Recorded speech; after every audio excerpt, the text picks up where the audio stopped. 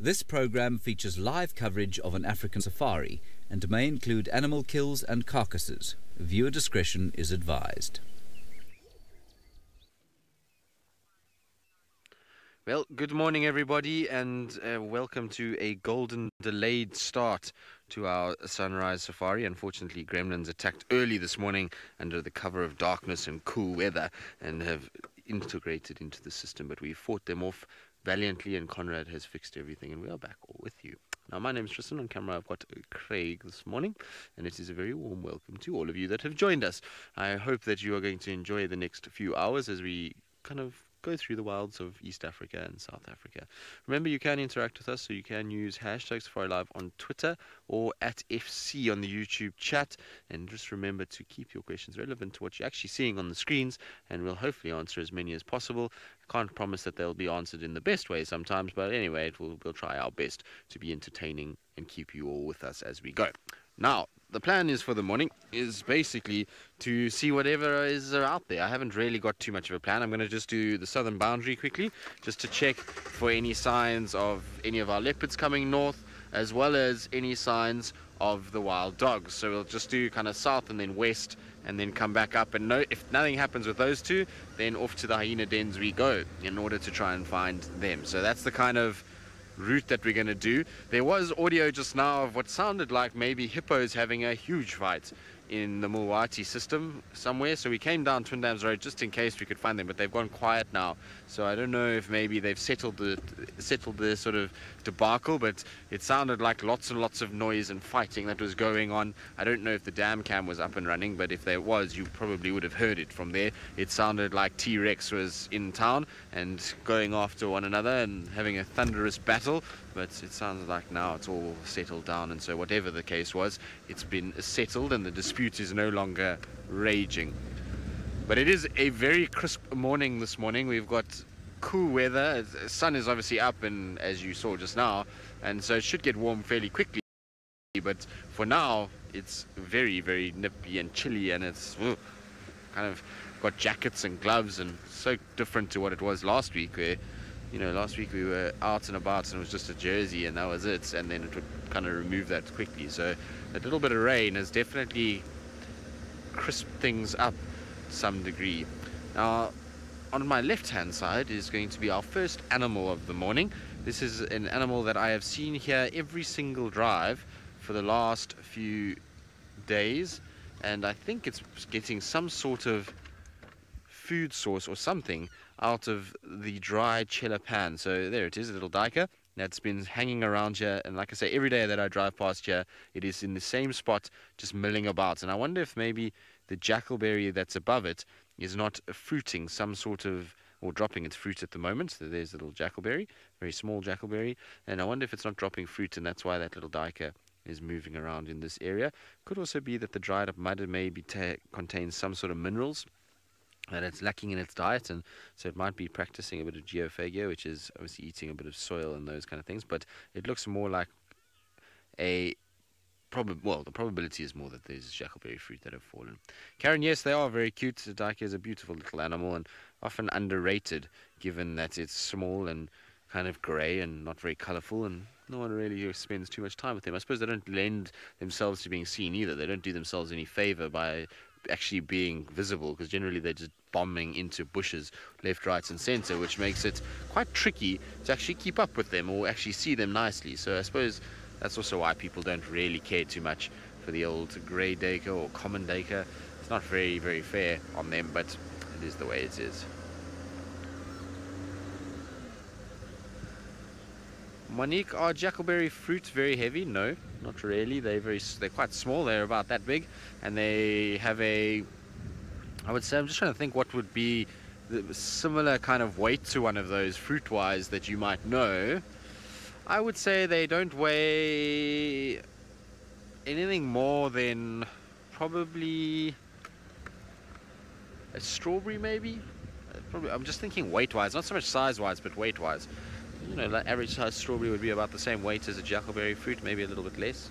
and so they're not exceedingly heavy. No, they're small little fruits that fall to the ground, and you'll find lots of animals feed off them, from everything from jackals, as the name of the tree is, all the way to the duikers and elephants and various other animals that like to eat fruit. So it's a big resource of food for a lot of our animals at various times, well, now at this time of the year, and it must be very nice given that there's really not much else out here.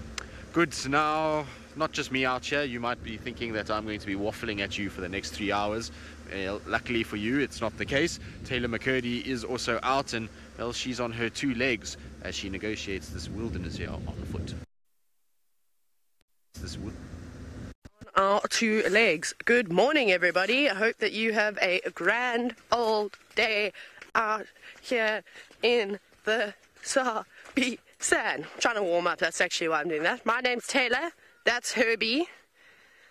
Hello, and then Sebastian, if you can just spin the camera around. Herbie, I'll get Herbie's strap. Herbie can have my strap today, I'll change. Pass me the rifle, let me go. Good morning, everybody. Sebastian is obviously on camera with me, if you couldn't tell by his shadow, but we are freezing, so we're only going to be walking in the sun today. No drainage lines, no shadows, and we're going to try and do a bit of movement on this walk as we try and warm up. Now, I have no idea what we're going to go and find. We shall just see what nature presents us with. I don't think it'll be very much, unfortunately. There wasn't enough commotion last night to make me think that there's any lions or anything on the property, but we're going to go and investigate. We're going to head towards the west where Tristan is now and just start having a little scratch around. So we'll sort of just kind of see. I'm so sorry, I'm so out of breath, but I feel like there's a cold coming on in my life because of the blocked ears. I have a headache, my throat is sore, which is probably quite nice. Some of you will be relieved that I won't be able to talk as much as I normally do, but so I'll be doing a lot of I'm sorry in advance.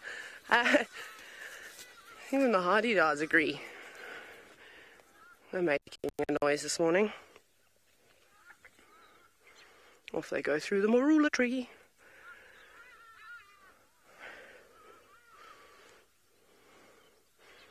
It's pretty cool, just the 3 of them. Shouting about, talking about where they're going to go shopping. Maybe they're having an argument about where breakfast is to be served today. That sounds about right. Right, anyways, it's not just Tristan and I here in South Africa. Steve is also joining us, so let's go say hi to him.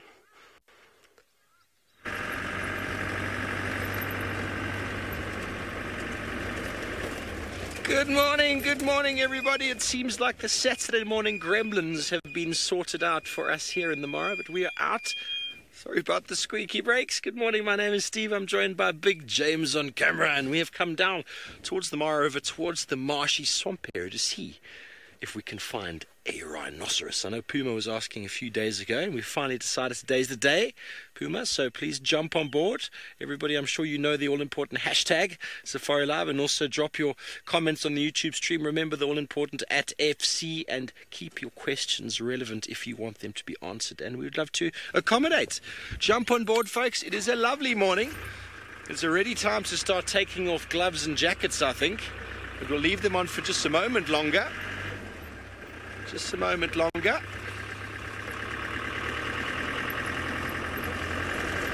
So along this sort of thicket line here along the river is ideal habitat for rhino. And when I was here in February for the black rhino, everyone's excited to see a rhino. Who could not be? Back in February, the Skyship's balloons used to take off over there close to the airstrip. And I think out of the entire week, I think 5 of the 7 mornings we got rhino in this area. So this is where they like to hang out. This is where the habitat is ideal for them. And to understand, that's one of the most important things of being a guide, is if you get guests who want specific animals, specific interests, so you need to know habitats and habitat preferences, because animals will particularly choose. Like if you're looking for a hippo, you don't go up onto the mountain, do you?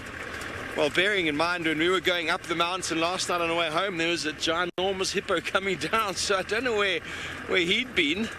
He was maybe doing some sprints up and down the hill to maybe work off a little bit of his body. So just so that everybody knows, we are allowed to broadcast rhino from the Mara, but we do not, unfortunately at the moment, broadcast them from Djuma in South Africa. So I'm very, very excited to be able to find one for you up here. We can actually talk a little bit about them, and ideally it'd be nice to find a rhino midden as well. We've all seen the white rhino middens in South Africa. We do show you those black rhino middens. How do we know the difference? Well, it's all in the design and the shape of the food. Because if you did not know, black rhinos are exclusively browsers, and they actually have the potential to feed on quite poisonous plants, namely euphorbias, which are very, very toxic to most animals.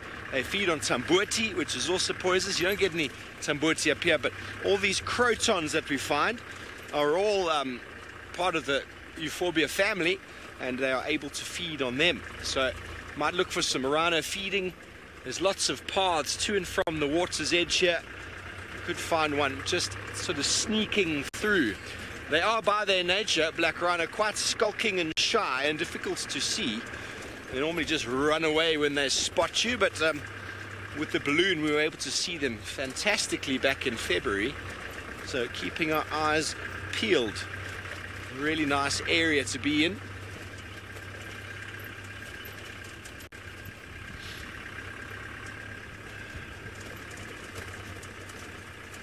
Well, let's start with a herd of animals coming up. It looks to be a herd of wildebeest down in the plains. Let's start with them, shall we? In the open expanse of the marsh area behind the wildebeest, this entire area has the potential to get flooded and inundated with the overspill of the Mara River. That entire band to the left where you see the tree line there, we're going to be moving along that tree line shortly. And this swampy marsh area gets very swampy and very boggy in the rainy months, but it provides a very, very good grazing all year round, regardless of rainfall, due to the fact that the soil is so inundated and so wet and so fresh. Okay, well, we're going to move along the tree line, keeping our eyes peeled for everything large with a horn, and while we do that, let's go back down to South Africa.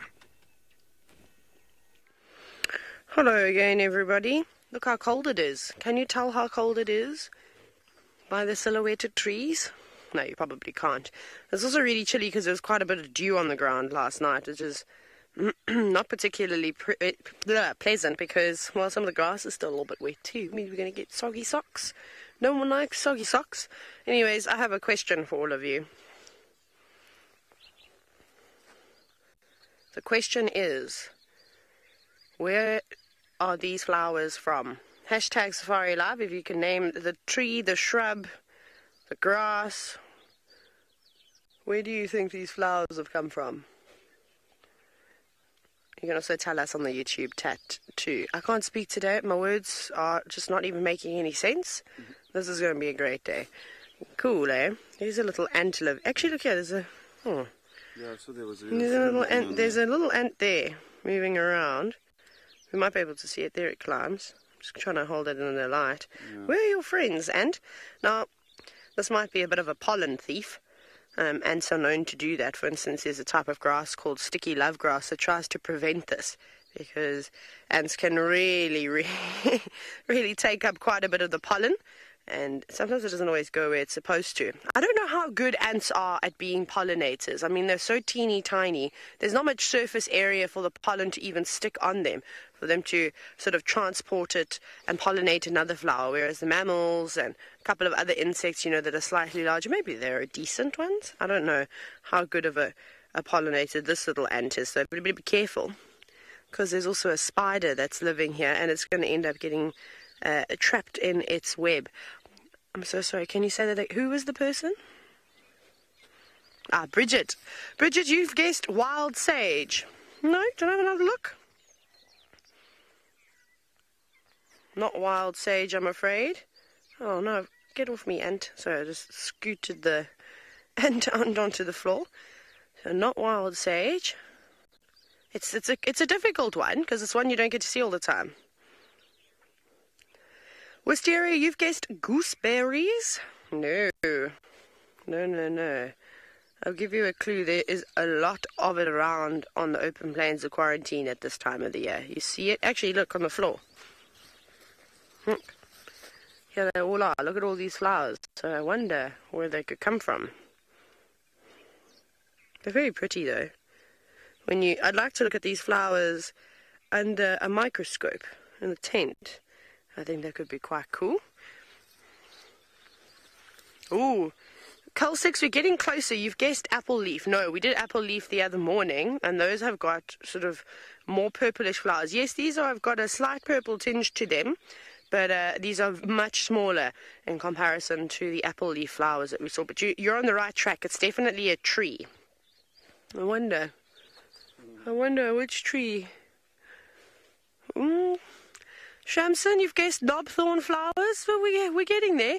Knobthorn flowers, we'll try and find some if I can reach them. But they're sort of more white and fluffy, and they smell amazing. These just kind of smell like normal mixed florally scent. Oh, here we go. Octo girly, you wondered what they smell like. I can't describe the smell to you. It's so subtle. It kind of just smells like, I don't know, mixed flowers. Like, you know, when you buy a bunch of flowers from the shop, and they've all died. That's what it smells like. Here we go, Linda. You win. You said a marula blossom. You are 100% correct, everybody. That was the flowers that the marula tree produces, so very tiny in comparison to the tree's massive size. But that was the giveaway. It's up over here on this sandy open area, and that's the kind of sort of substrate that marula trees like to grow in. They like the sandy soils, and they're all around here. And with all the wind that we've had, a lot of the flowers have indeed blown off. But you can see all the new green leaves just starting to come through, so that's exciting. Soon, in a few weeks' time, this tree will be filled with lots of green leaves. And then as we progress into the new year, around February, March, there'll be delicious tasting fruits. And up here, this area will be absolutely littered with elephants, which is one of my favorite times of the year. Elephants, marula fruit, and dung beetles. I mean, like, doesn't that sound like a great story? I think so. Okay, well, I've just been trying to sort of hang around here for as long as I can because it's so nice and warm. I'm just going to warm the back of my legs up. Face this way now. Okay, cool. Well, this is amazing.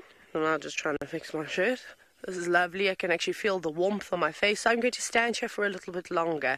And off you go to Steve. He's probably driving around and maybe not as warm as I am.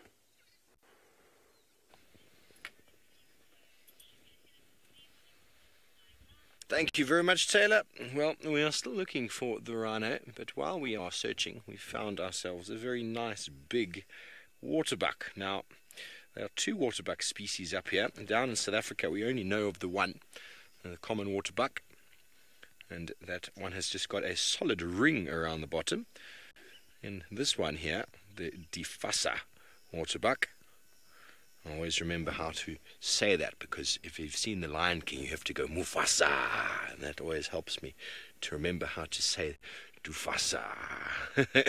And they've got a solid white patch on the bottom. What is the purpose of a solid white underpants versus a ring? Very hard for me really to understand why, but oh, he's going to sit down. You're not even going to show us, are you?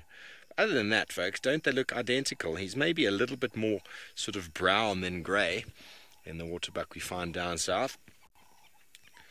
But exactly the same sort of behaviour. They like occurring not too far away from water, never more than about 1.5 kilometres away from water. And love these sort of reed-like, tall, long grass areas. Lots and lots of greenery.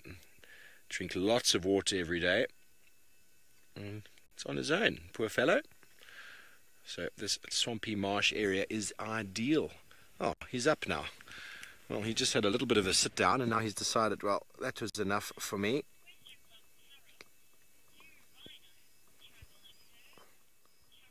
Hello, Carol. You want to know if rhinos travel in herds? Well, the collective name for a group of rhinos actually, in fact, and a very cool name, is called a crash of rhino. And white rhino have always historically been known to travel in much larger groups than black rhino.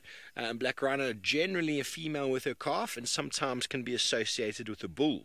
But lots of research and sort of things are coming through from Namibia, Etosha and places like that where they're finding black rhino out there in the Etosha pans is showing how social these animals actually are. It's really, really special. They've gone and put microphones in sort of like piles of dung in the middle of the pan, and then they have infrared cameras at night and they watch how the black rhino come in to these open areas and they actually sing to each other. They come in large groups of 15, 20 and they kind of hang out and they sing and they dance and they play, and then they go off again into what is a very sort of solitary sort of behavior.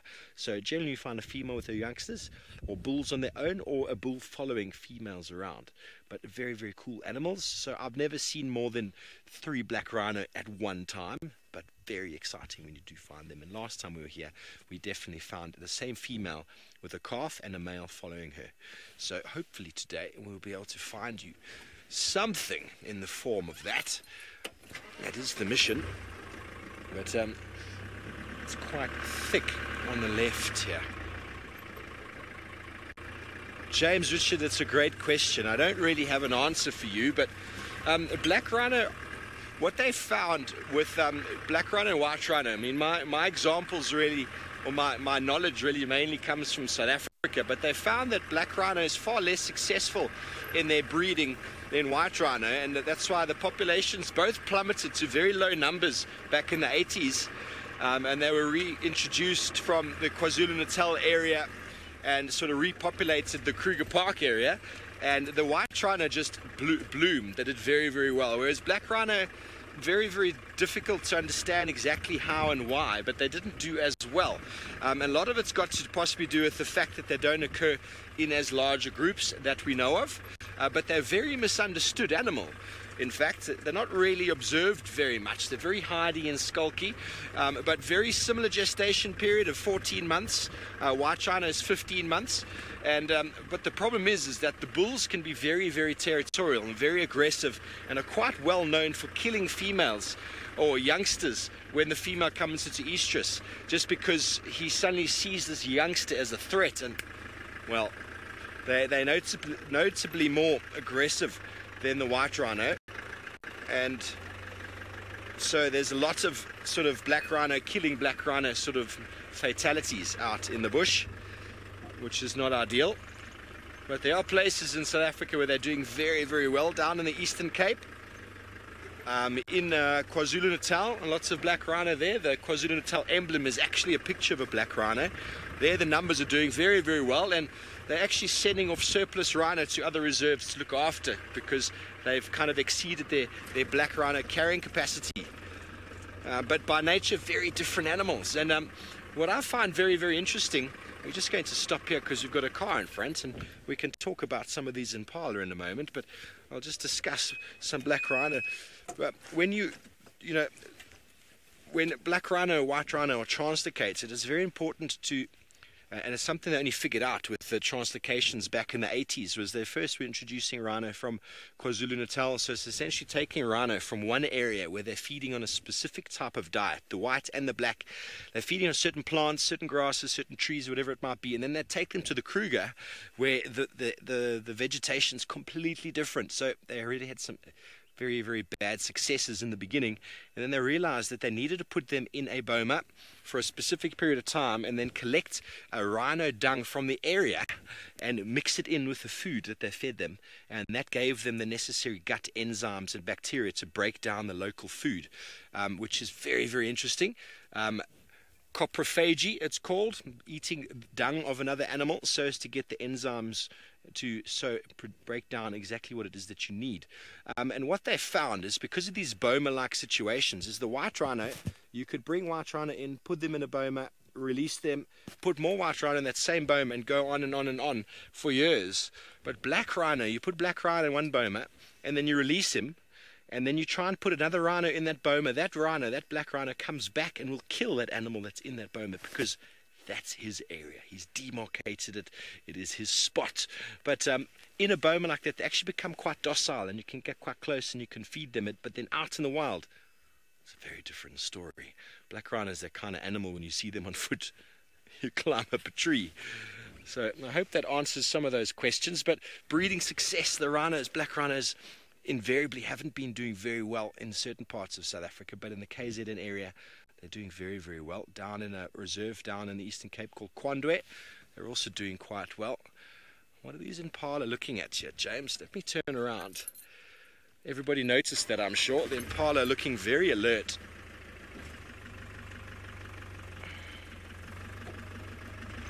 Okay, well, while we figure out what these impala are looking at so deliberately in the long grass, let's go back down to South Africa, Tristan Dix, see what he's searching for. Well, good luck. Hopefully you find what you're looking for, Steve. Now, we are busy on the tracks for a male lion, but they've just disappeared from Treehouse Dam. He was walking along towards Treehouse Dam, and then all of a sudden the tracks have just vanished. And so I don't know where he actually went from the dam itself, which means he could be lying right here, and I've just missed him completely. But I'm just trying to find exactly where he went. So there are his tracks there on my right hand side going down the path, Craig. There might be quite a nice one towards the back right there. So if you go a little bit further right, so over here somewhere should be a decent track. Somewhere there you should be able to see. There we go. So there's a track. It looks like probably for one of the Evoker boys, and I would have thought that I would have found the tracks coming from Treehouse and heading in a, north or some sort of direction. But I went to the dam itself and I cannot find a single print for these guys around this area. So what I want to do is just try and maybe drive on the track and see if he's not just sleeping. There's a little thicket right here that he could be sleeping in, and see where these tracks actually go, because like I said, I checked all the roads going away from Treehouse Dam and I can't find a single track going that way, given it is quite hard in places. But I would have thought I would have picked up something to indicate where these guys would have gone. So I just want to double check with the car now, because like I say, I don't really want to walk into a male lion after being around and kind of milling about. He might not be the friendliest. Also don't want to chase him. Sometimes male lions are a little bit girl-like and they'll run away from you.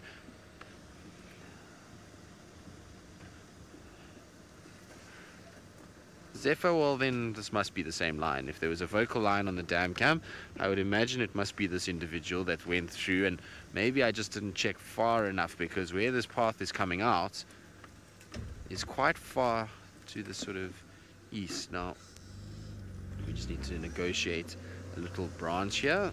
Just get around there. But he must have walked, must have gone north though, so it must be him. I know there was one of the boys was in the north in Buffelshoek, so it could have been, I suppose, be that one coming south, but this one definitely is coming from Little Gowrie, so I'm pretty sure it's the same one Taylor saw yesterday morning. The guys are adamant that they were the Evoker males that they saw and nobody else, and so I would imagine that it must be them. Now, I'm just trying to check here. So he did walk here. Now from here, where did you go, lion? Did he just cross straight over? So there's his track again.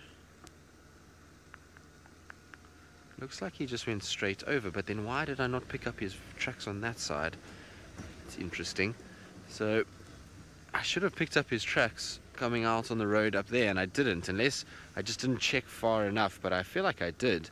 I feel like I went quite a long way on that road, that it should have come up, because I know sometimes these cats walk in a strange way at Treehouse Dam. They kind of miss the dam altogether, particularly when the water is as foul as it is at the moment. So I'm surprised though that I didn't find anything.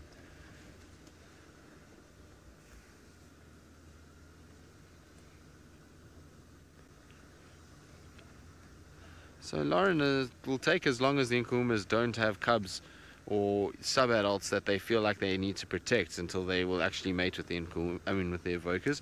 We know that Amber Eyes already has tried to mate with the Evoker boys and has already tried to kind of, settle everything down. So, I mean, as soon as they have cubs with them, effectively, that's when they'll be completely accepting of a new male lion force in the area. So when that is probably not too far away. Amber eyes and the youngest females should theoretically be coming into estrus cycles, and therefore we should start to see them kind of actively mating with the evoker boys. So, I mean, not too distant future. Also, the sub-adults are now getting of a decent age where they theoretically should be okay. You see, now I should have picked up the tracks. We've gone way further than what I thought.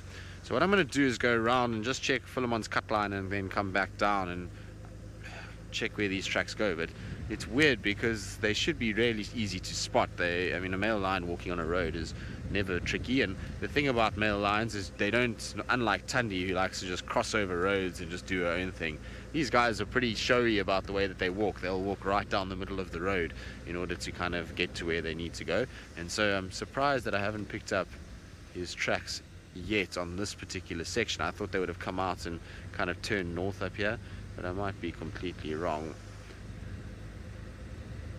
No sign there.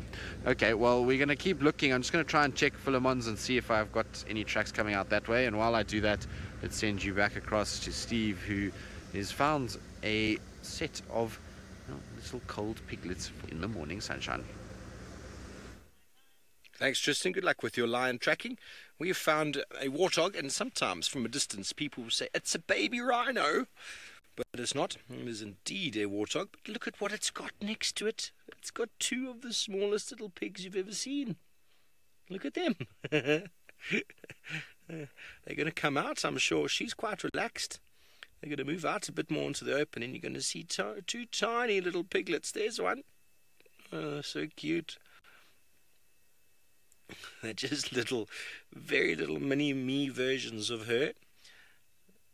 They're mohawk. Those are very freshly produced little youngsters.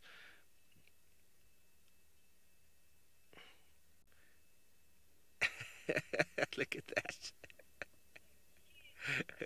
Can you see how already they've developed that little bit of a beard, that white beard stripe along the side of the chin?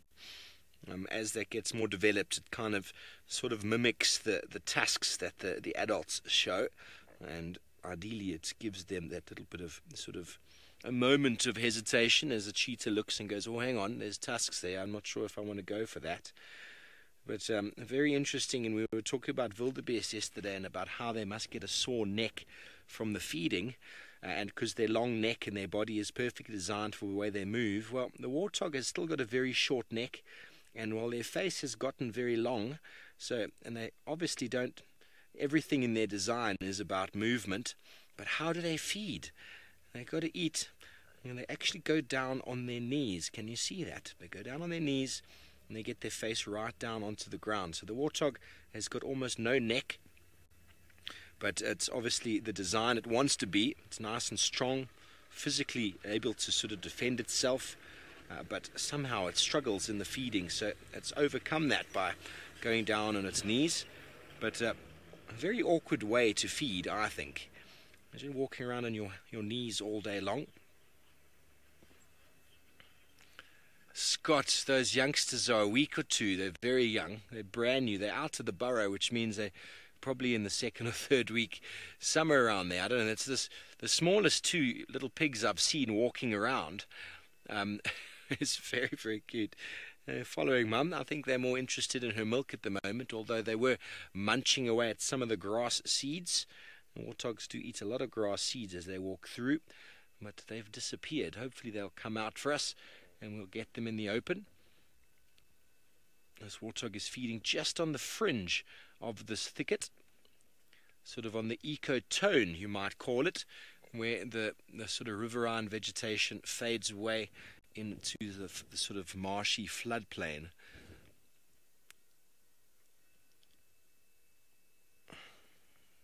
Hopefully they'll come out again.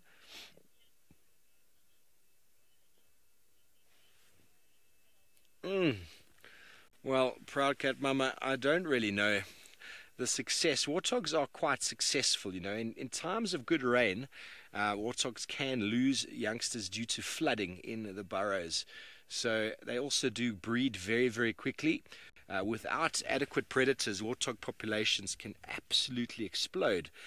So with adequate predators in the form of cheetah, leopard and lion, warthog populations are curbed and sort of kept under control. But they breed very, very well, and females can have 6 or 7 youngsters.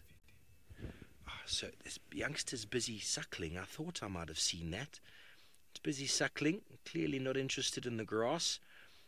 She is. Mum, give me some milk. At least Mum can feed at the same time. Both of them there now. But I don't know what the chances are. There's only 2 left, so she's probably lost a few already. But she will try and defend them as best she can. It's not uncommon to see the female turn and chase off a cheetah or a leopard. I have seen it before, sometimes to the detriment of the adult, but they are good mothers. But hanging around just on the outskirts of this thicket is not ideal for them for defense against a predator such as a leopard, which would be lurking in the shadows. But she needs to keep her eyes and ears about her, which is quite difficult when you go down your knees. I mean, warthogs are invariably quite short as it is. So it is quite a risky business she has right now, feeding.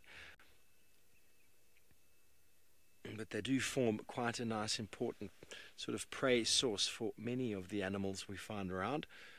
I've never seen wild dog killing a warthog, but leopard, cheetah and lion, well, they do quite enjoy them. Well, hopefully these youngsters come out into the open and we can get a nice little view of them. For the moment they're enjoying a little bit of milk in the shade, because they are just 2 little balls of cuteness indeed.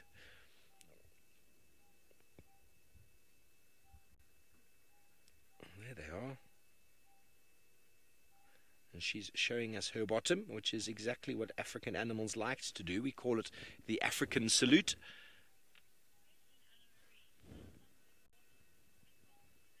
Anna Marie, I'm actually not sure how long they suckle for. I would assume between maybe about 2 months or 3 months, somewhere around there, but I'm going to have to double check that. I've never really paid too much attention to that stage of the warthog development. I'll have a little quick look in my book though. We always got things to learn out here, which is great. But you often see them with up to 6, sometimes 7 youngsters, which is very, very interesting. And I'll have a quick little look. The burrows is obviously very important for their behavior.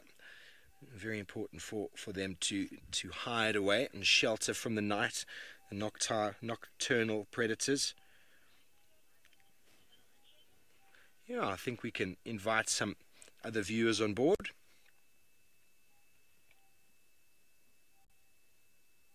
So the piglets start grazing within 2 to 3 weeks of being born and are weaned by 6 months.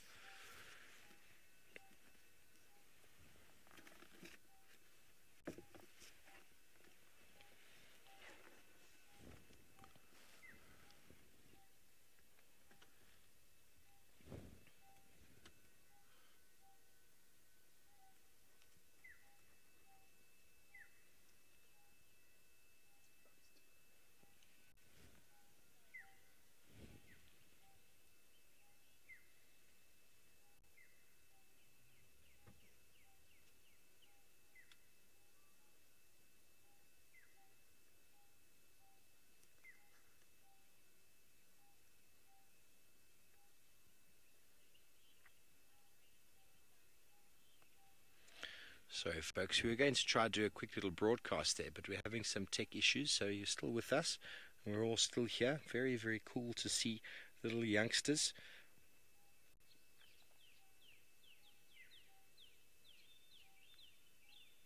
So between 3 and 6 weeks, they are suckled 12 to 17 times a day at 40-minute intervals. So you can see she doesn't give up on her feeding because they're just going to keep wanting some. So she needs to keep the energy coming in so as to produce enough milk Thankfully, she's only got 2 little youngsters that aren't as demanding as 6.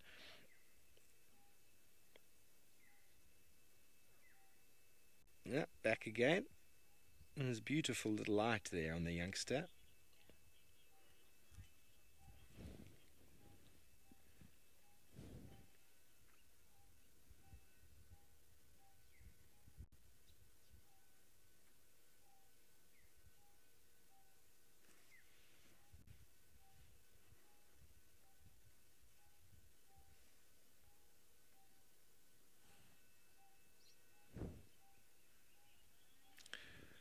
Good morning, everybody. Welcome to the Mara Triangle up in Kenya. We are having a quick little view at 2 very cute little warthogs with mum, who is busy feeding, and they were suckling just a moment ago. Welcome on board from wherever you are tuning in around the world. Please feel free to drop any questions or comments below. My name is Steve, and I'm joined by Big James on camera. It is a beautiful morning.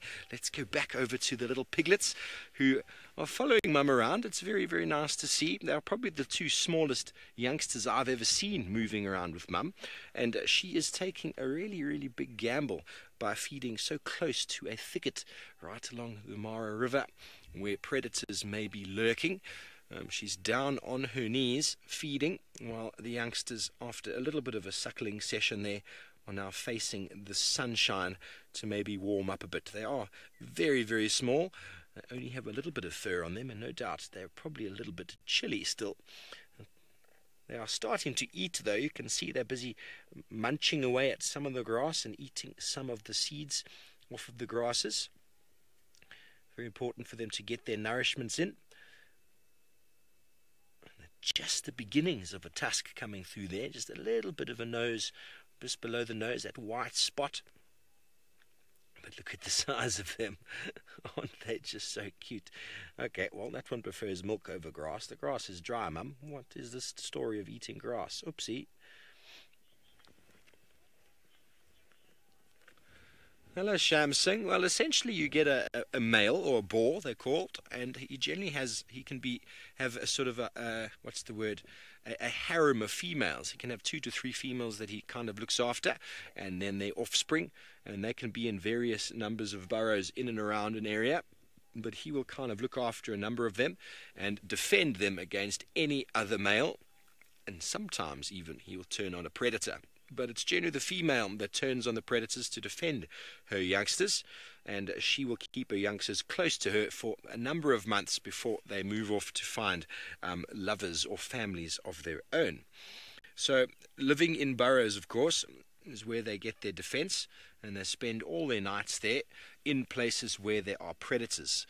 I spent some time in Malawi where the predators had been completely removed a few years ago due to poaching. Very, very sad.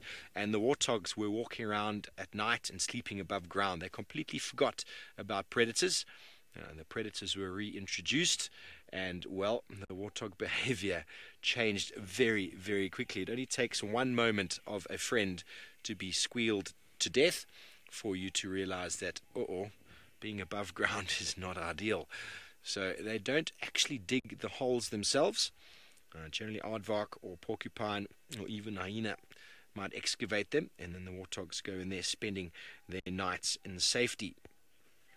And these 2 little youngsters, little scratches, Monique, they are very cool. Little pork scratchings. They're just so tiny, you could almost think like they'd fit in your hand. I'm sure everybody out there saying, "Ooh, I want one." The problem is when they grow up, they become very, very powerful and very strong. And those tusks, well, they're not very ideal, and they would really damage your grass. Gizmo, the growth of the tusks sort of happens from day one with the teeth, but up to about 6 months, they don't really have too much in the way of tusks, but they do have that little white, you see that little white beard stripe there, which kind of looks like tusks to a predator at a quick glance. So that they can grow quite quickly, and that is kind of a bit of a defense mechanism, sort of like a bluff, if you will. And then after 6 months and up to a year, the development of the tusks starts, and then after that they become fully fledged pigs, whereby those tusks are actually quite useful in defense and fighting. But up until that stage, well, they need to try and bluff their way away, and it is possible that a cheetah or a leopard might spot them and think, hang on a second, I might think twice about that. But it doesn't always work, as we've seen in the last little while. The leopards down in Djuma are having a very good time with the warthog populations that are down there. You can see these youngsters are busy feeding, so exactly, they're already out of the burrow. 2 to 3 weeks they are feeding on grass, and after 6 months they are fully weaned, which means they are completely dependent on grass after that point, and a little bit of play, of course. A little bit of pig play in the morning.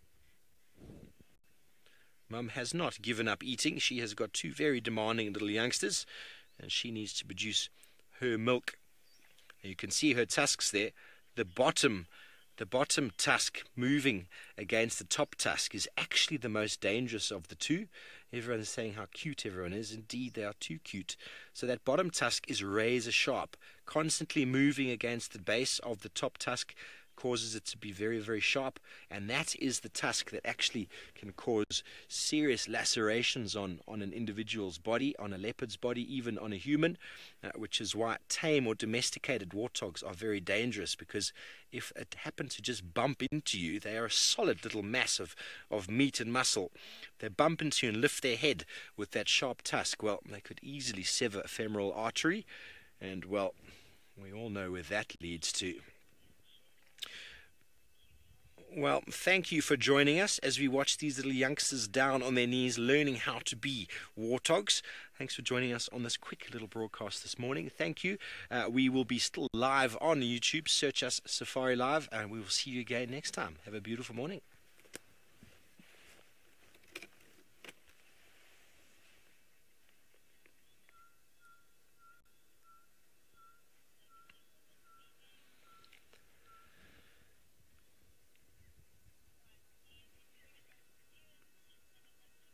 How cute were these little pigs, folks? Well, thank you for bearing with us there. We are going to move on, searching for our ever elusive black rhino, and in the meantime, let's go back down to South Africa and the bushwalk team.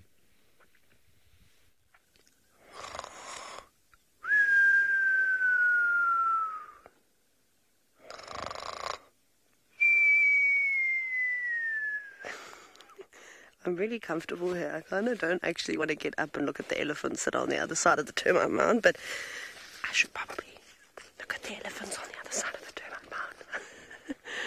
Now, for those of you that watch on a regular basis, you may remember, I think it was about 3 afternoons ago now, Sebastian and I were at Twin Dams and we were doing a school drive, and we had a bachelor group of elephant bulls, and they went around to the carcass and the dead elephant, obviously, because it can't be alive if it's a carcass.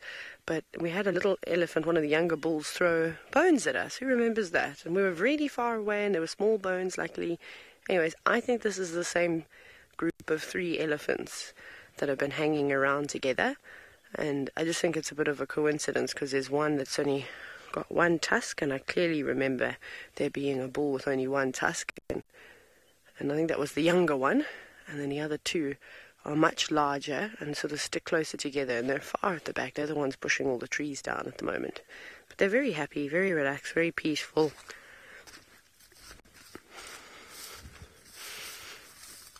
Wisteria, yes, a nice peaceful breakfast. I mean, how's that? A bit of shade. You know, it's not too hot, but still warming up. I don't know what it's eating at the moment, but it's chewing away quite nicely. So maybe it dug up some roots for itself, and it's not just devouring all of them. Those they typically can be quite chewy, quite tasty. Now, I'm of course just speaking a little bit softer than I normally do, and the reason why I'm of course doing that is because I don't want the elephants to hear us. Now, in terms of, sorry, I'm just wandering behind Seb. In terms of doing approaches on big game, something we must remember is that, I mean, the idea behind a walk, it depends on every situation is different. But at the moment, we've checked all the boxes, and I'll tell you why. Firstly, we've got the sun behind us, so if that elephant were to turn and look towards us, we're not be able to see very well. We've got the wind in our favour, good old scrub hair dung, to test the wind. You can see we're downwind of those elephants, so they won't be able to pick up on us, and that is one of their best senses. And then of course we've got the termite mound too. So we've got a bit of safety, and if we need to retreat, we can just go to pretty much all the termite mound behind us and the big marula trees.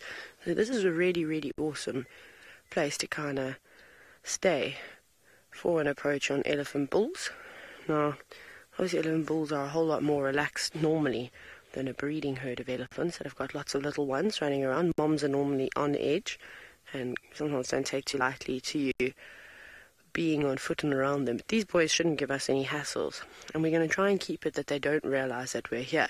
And if we can do that, then that will be an incredibly successful bushwalk. Like I said, sometimes you need to make yourself known.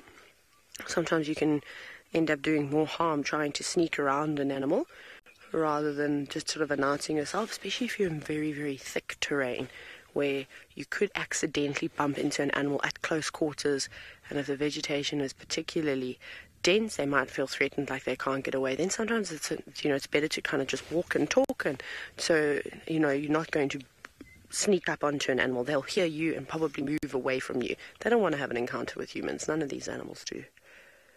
But this is really cool. Now they're all just slowly feeding. They're all just slowly feeding towards the west. And I think they quite enjoy this area. They can go to the pan, they can go to Vetsela Pan where there's nice clean water, or Galago Pan is not particularly far, that's just to the north and to the east of us. You might even be able to hear them when they push those big trees over. It sounds like they are pushing trees to try and get the roots exposed, which what we've been saying that they're mainly feeding on at this time of the year. It looks like that one has got a big root of maybe a bush willow. Heather, now the reason why the elephant's got one tusk, well, I suppose it's a number of different things. He could have been in a fight and it could have broken off just below the folds of skin, so maybe he has actually got two tusks. Otherwise, the other thing is that it's just a genetic mutation. It's actually a common genetic mutation. Sometimes they throw no tusks, or you'll get one tusk. You can see it in bulls down in the southeast coast of South Africa. And where I'm from, the Eastern Cape, I always talk about this, the Addo Elephant National Park. There, a lot of the cows have got no tusks at all, and that's believed to have come from inbreeding over years and years and years. So it's not a particularly strong gene. I mean, elephants do need their tusks, especially out here in these areas, more so here than actually down in the Eastern Cape of South Africa, and I'll tell you why. Obviously, during the winter months, there's no rain, everything becomes dry, there's nothing for them to eat. Elephants have tusks, which are modified teeth, as most of us know, and they use them more as digging tools. They'll use them to strip bark off of trees, or at least just to loosen the bark, so they can then use their trunks to pull it up. They use their tusks to help dig water and to loosen the sand and the mud in order to get down where they need to.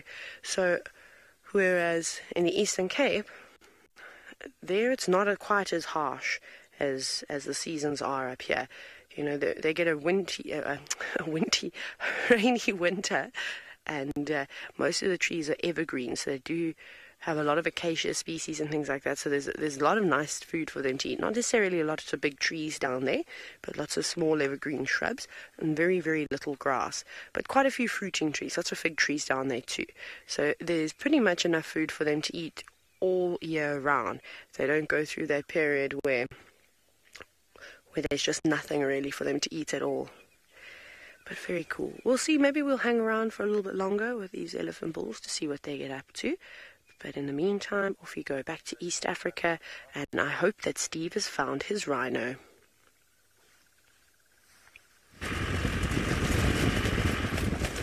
Come on everybody, we've spotted something in the distance. We're racing around to see if we can catch up with it.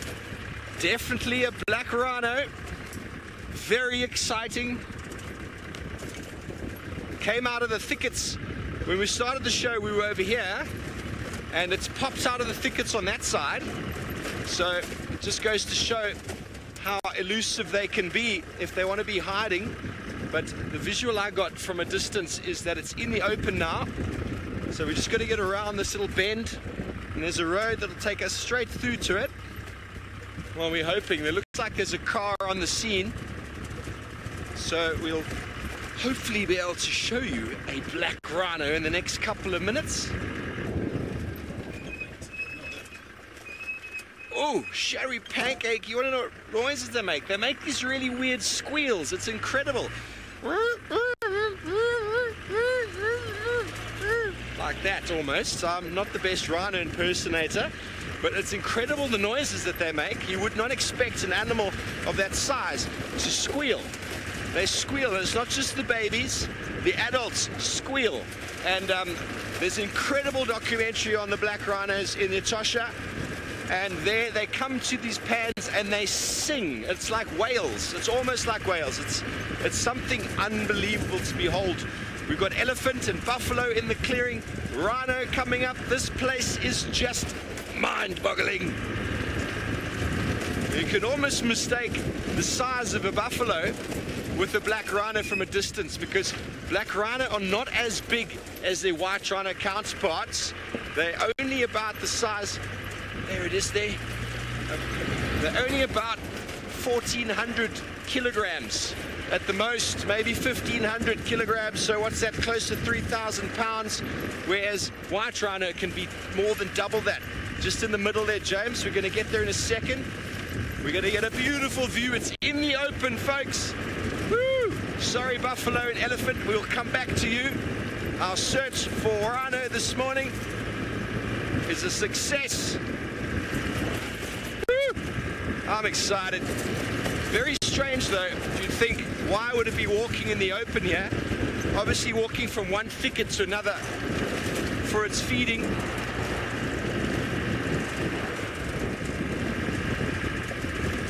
Gremlin, I don't know if they've got better vision when they're old or young. Really, there we go, just on the right. They don't have the best vision, actually. You happy there, James? They don't have the best vision at all, actually. They see movement from probably 50, 60 meters away. Here we go. There's a black rhino. Fantastic. Oh, looks like a big bull. It's about as big as they get. Now, if you had to compare that to the size of a white rhino, it would be minuscule in comparison. But so special. Look at it, it's just muscle. Easily identified by the fact that the two horns are almost the same size. White rhino, the front horn is enormous and the back horn is tiny. And if it lifts its head up, you'll notice that it doesn't have a very square mouth. It's actually quite a sharp, pointed lip. You can see that. Almost a bit blunt there. Whereas the white rhino, it's basically just nostrils and lips at the bottom. And the name black rhino actually comes from a very weird and misunderstood sort of calculation, not calculation, but interpretation of the word white. When the first people came, sorry about the photo bomb, I'm going to move up, James, is that all right? Yes. When the first settlers came to Africa, they named the white rhino, now they named it the Weitmond rhinoster, which basically means wide-mouthed rhino. Now, weit is wide and wit is white. So essentially, it's got a very similar sound, weit and wit. And so when the English colonials came, they thought they'd called it a white rhino. So if you've got white, you might as well have black. There's no real difference in their color. The only difference really comes about from the mud that they could be wallowing in. Both black and white rhino really do enjoy a mud bath. So just like elephant, area specific, the grey coloration can change according to the mud that they use. But from a pretty point of view, black rhino are not as pretty as white rhino. And he's actually got very good condition on his skin.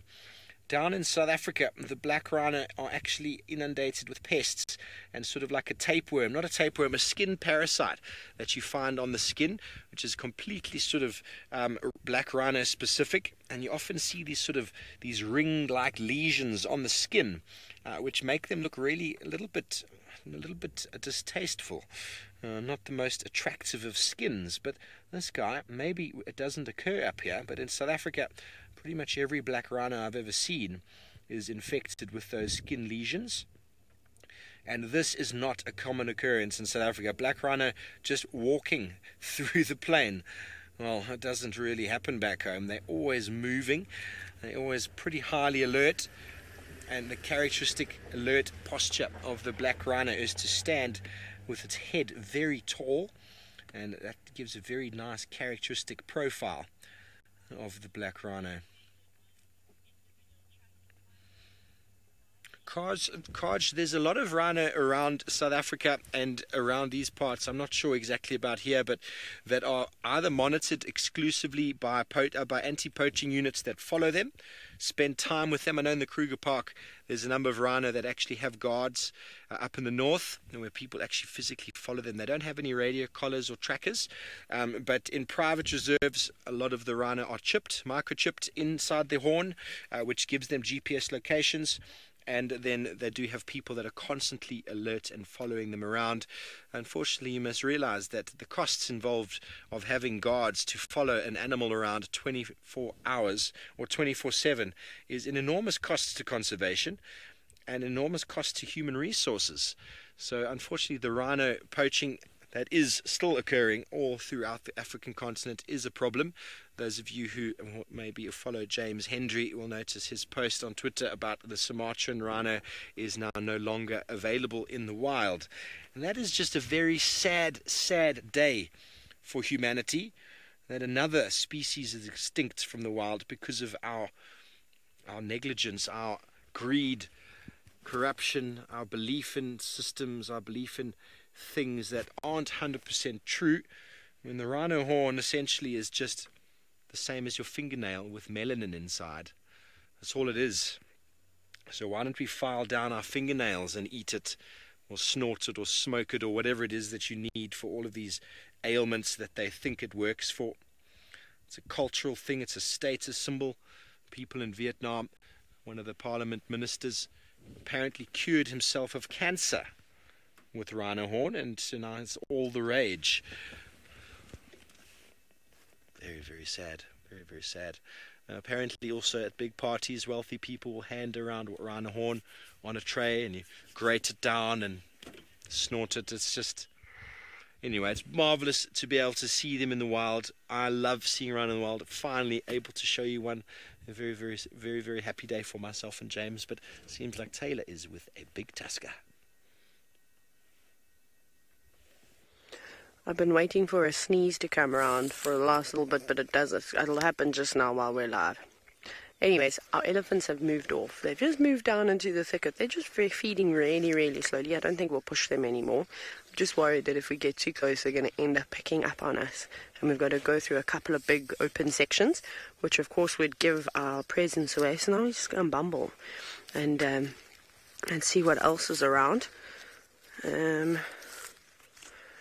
It's particularly quiet. We've been trying to listen out, see if we can hear any alarm calls of any animals, but we haven't. We haven't heard lions roaring. We haven't heard hyenas whooping. We've only heard the birds tweeting. That's literally just it. But no angry squirrels, no nothing. So I don't know where we're going to go now. Herbie, which way are we going? Herbie says we're going through here somewhere. So we'll go down into a couple of drainage lines and have a little search around, see if there's anything interesting happening. Now, I know Tristan is still hot on the heels of those lions. I'm not sure if they crossed out. We're heading in that direction now. Let's go and see how far away he is, because I did hear some cats calling at about 2 a.m. this morning. Well, I don't know about hot on the heels, Ted. I think we are about 45 kilometers behind this male lion. So I actually am not even really trying to find him anymore. I'm pretty sure, crossed out into Buffelshoek already. The tracks that we have are from early last night, and given that Taylor and all of you heard lions roaring close to the dam camp, I'm pretty sure it's the exact same lion that's walked straight past that way. His tracks head towards Philemon's Dip, and then I'm sure go past the dam and northwards. So I really don't think that we're going to find that lion on Vuyatela. I think that lion is already long gone, unfortunately for us. It's probably somewhere around, but it's long gone for where we need to be, which is not ideal. Barbara, thinking about it, given that we're having the most horrid morning so far, we have seen absolutely nothing, and it seems to be a little curse that's on me at the moment. I don't know, yesterday was the same. So having horrible quiet drives lately. I don't know why, but anyway, we'll try and figure it out and see. Maybe stalking a starling would be a good idea to find what we need to find. But also the updates that we've kind of tried to check the southern boundary. No sign of Hosana coming back because he's still sitting on the remains of Shadulu's kill. There's still a little bit left there apparently that he's just feeding on at the moment. So he's just south of the boundary still. And then it sounds like Hukumuri is far in the west mating with Tiani. And what else is out there? The Nkuhuma Pride, I think, are also in the west at the moment. And so not much kind of coming back our way, which is a bit of a shame. I was hoping we'd at least get some luck with one of them sort of moving back this direction. No sign for Shadulu though, so I suppose she's always an option and could potentially be around this area as well. So we'll have a little look. Nobody's got any word on the dogs, so I'm not sure where they're. Patty, yes, a challenge is needed. I suppose that you do need a challenge, and one needs to challenge oneself to find all of these things. So hopefully we'll be able to find what we're looking for at some point. It's also a bit tricky this morning because it's just me out here. So the Taylor's on foot, and there's no other vehicles that are driving around Djuma, Buffelshoek or Torchwood. So it's tricky to know where certain things are. You know, things might have moved a long way, but it can't be in 400 places at once. So you kind of have to slowly establish where everything kind of went as they go. Now I'm being called on the radio by, I think, Herbie. Yeah, go ahead.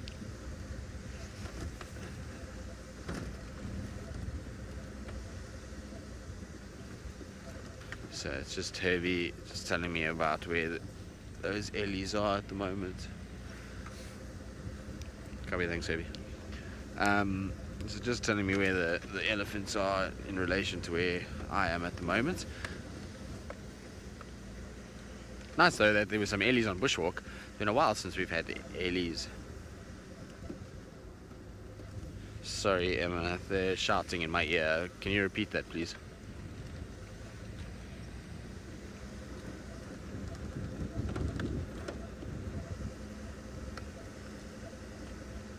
Culsex, any updates on Scuba? No, I've yet to see Scuba in real life, to be honest with you. So I have no idea what's even going on with that lapwing. I honestly have very little kind of knowledge about how it even got its name, Scuba.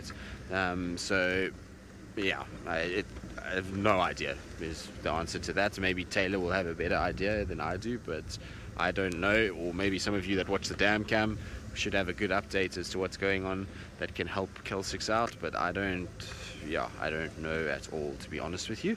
I'm not sure the ongoings of that little lapwing chick, and like I say, I'm yet to even actually see it in real life, so I'm not sure what's going on with little Scoobit. I haven't spent much time in that area lately, so that's why I don't really know. Anyway, let's send you back across to Steve, who seemingly having more luck than I am, and sounds like a beautiful day in the Mara. So I wonder what else is in store for him. Yes, well, thanks, Trist. We're trying to come around again. We saw another vehicle going on the other side of that sort of plane, so we thought let's try get across, because the runner's clearly moving to this thicket here. Well, that's what you think. He's going to go and eat. He likes leaves, so he wouldn't be really eating in the plain there. There might be a few small little bushes along the way, but we didn't see him stop at all. Car's just stopped up ahead here. They might have another view. We might get a much better look at this guy. It was quite far off. We'll do our best to try and get another visual of this beautiful animal. Bicornis bicornis, the scientific name.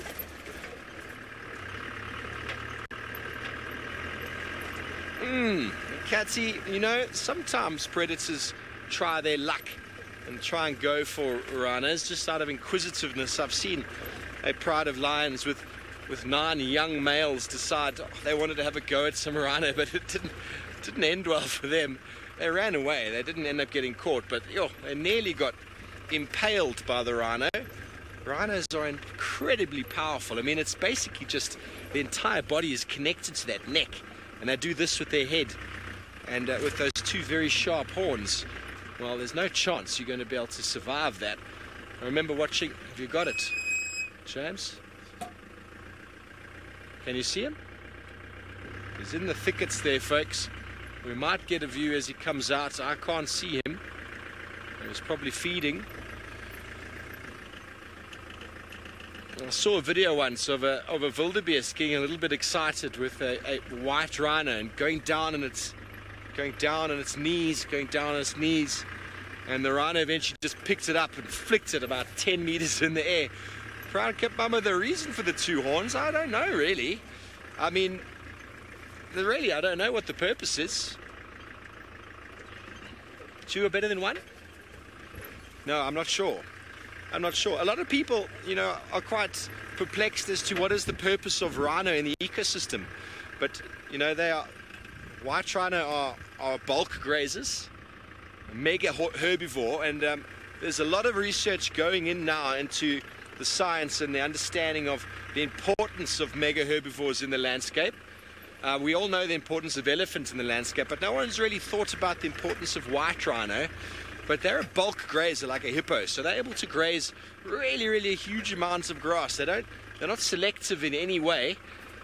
But black rhino is very different in that they are browsers.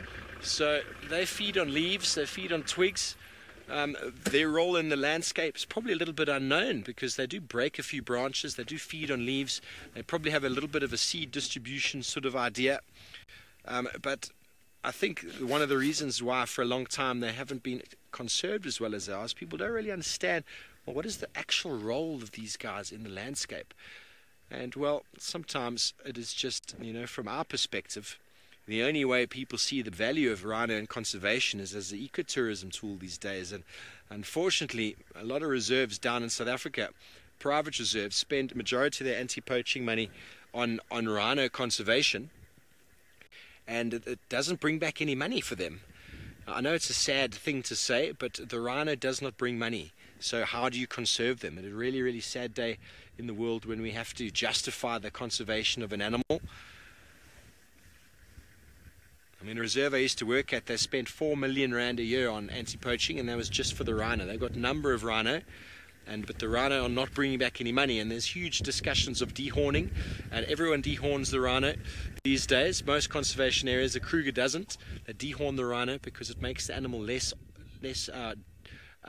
interesting for a poaching point of view. But now these people can't use that rhino horn to balance their books, to bring in any money, because it is a marketable thing. It is being sold out there. So there's all discussions about legalizing the trade in rhino horn, and there's a lot of debates, a lot of people on this side of the fence, that side of the fence. Why not bulk sell it? Why not produce it? Why not harvest rhino horn and then sell it to the market and bring down the price? And then there's the second side of the fence, that if you bring down the price, you're going to get 2 billion people that were never able to afford it before who want to try it once. And then what happens? Well, we don't know. These are all these discussions and debates that are going around about the ifs and whats, because there's a lot of rhino in South Africa that actually farmed for the horn, but we're not allowed to sell it internationally, not me personally, but they're sitting in strong banks and they're harvesting. They grow like this much every year. That's a huge amount of money, going at $65,000 a kilogram. $65,000 a kilogram for a little bit of nail. It beats me, folks. There it is. It's just popped out. Just got his back. Yes. Patience will always pay off when you give it an opportunity. And there he's busy feeding. Well done.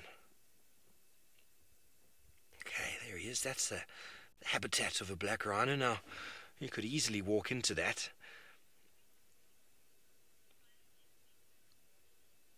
Carol, yeah, they do. Well, not necessarily water, but they spend a lot of time in mud. They really, really like mud. White and black rhino, they actually demarcate territories. The territorial behavior of black rhinos is not as well known as that of white rhinos, but white rhinos, the territory that a male will demarcate for himself always has to include a number of mud wallows, so health spas for the ladies, if you will. Obviously, the better the male, the more health spas for the ladies he has, and the more chance he's got of ladies entering into his territory. And they do demarcate territory through urine spraying and through dung middens.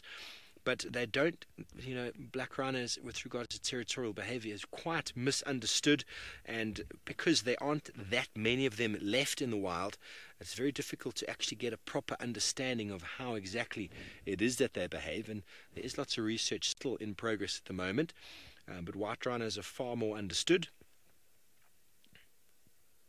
But there we go, busy feeding on some bushes.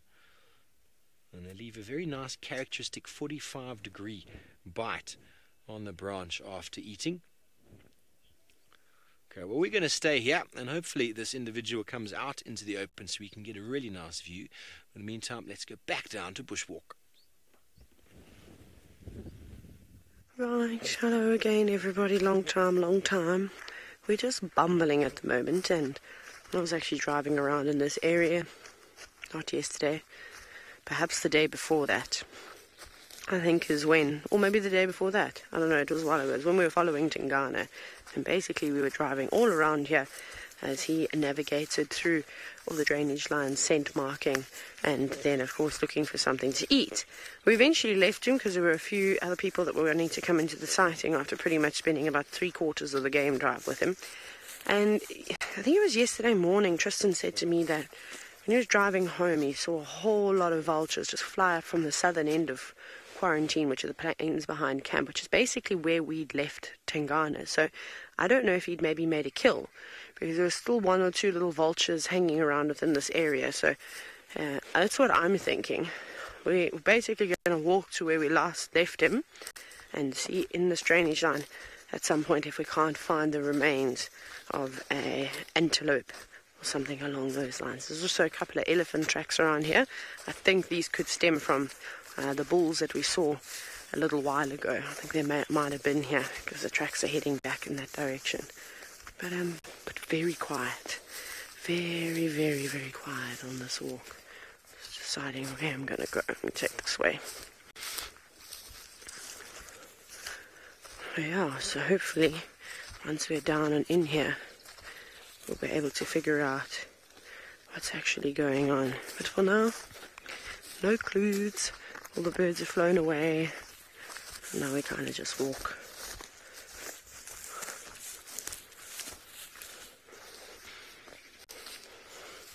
Wonderful. It seems like Steve is having an absolute field day, seeing as though he's managed to find the rhino he started searching for this morning, which is awesome news. So let's jump back on board with him. Well, thank you very much. He's slowly coming out, feeding on little bushes, little forbs. We're going to spend as much time as we can. Hopefully we get a really, really nice view of him. I think we had a really good view earlier, but now this is the sort of characteristic sort of scene that you see. Mrs. Lapwing is not, well, rhinos are always hungry, but they are hindgut fermenters, like zebra and elephant. The ribs just do, they do. That's kind of what looks like, it's basically folds in the skin. It's not actually ribs, it's actually just folds in the skin. Their skin is very tight on their body, and they're always stretched to the limit. So it might be to the fact that the belly is a little bit bloated, so it kind of pushes the skin and the bones together. And I believe it's the skin, it's not actually ribs. But even in pictures that you'll see, even in drawings, it is one of those characteristic sort of features that you see. You don't really see the same in a white rhino, slightly a little bit, but not really as much. I don't think the white rhino is as stretched as the black rhino. It's almost like the body is a little bit too big for the skin. You see his head is down, busy feeding. We've got a very nice prehensile lip, the rhino, similar to that of giraffe and many other animals. They're actually able to use that lip for bending and breaking the leaves into the mouth. Darkan, rhinos have very good sleeping habits. They absolutely pass out when they sleep. It's often what you find in the middle of the day, white and black rhino. They feed generally during the coolest times of the day, and then they'll find a nice shady spot or a mud wallow, and they put their head down and they completely let go. Like zebra, hippo, elephant, and rhino, they all don't have the ability to ruminate, so they need to sleep, just like we do. They physically sleep, and when they do sleep, it's actually possible to sneak right up onto them. You can sneak up on rhino for quite a distance if the wind is in your favor. But beware, because they can jump to their feet in an absolute instant. While they are sleeping, their ears are moving left and right, left and right. There's still an alertness to them, but they have a proper sleep. Probably about 20 minutes to an hour at a time. I wouldn't say any more than that before getting active again and feeding. Being a bulk feeder, they need to be constantly feeding and eating. Trying to see if there's anything in the book that says how much they actually feed on per day. But I can't seem to find it. But they like very nice sticks and twigs and leaves of trees. And as I said earlier, they are able to munch on very toxic and poisonous plants. And down in the south of South Africa, in the sort of the thicket biome, they feed on poisonous euphorbias very, very easily. Okay, well, it seems like Tristan's had some luck and he's got something to show you.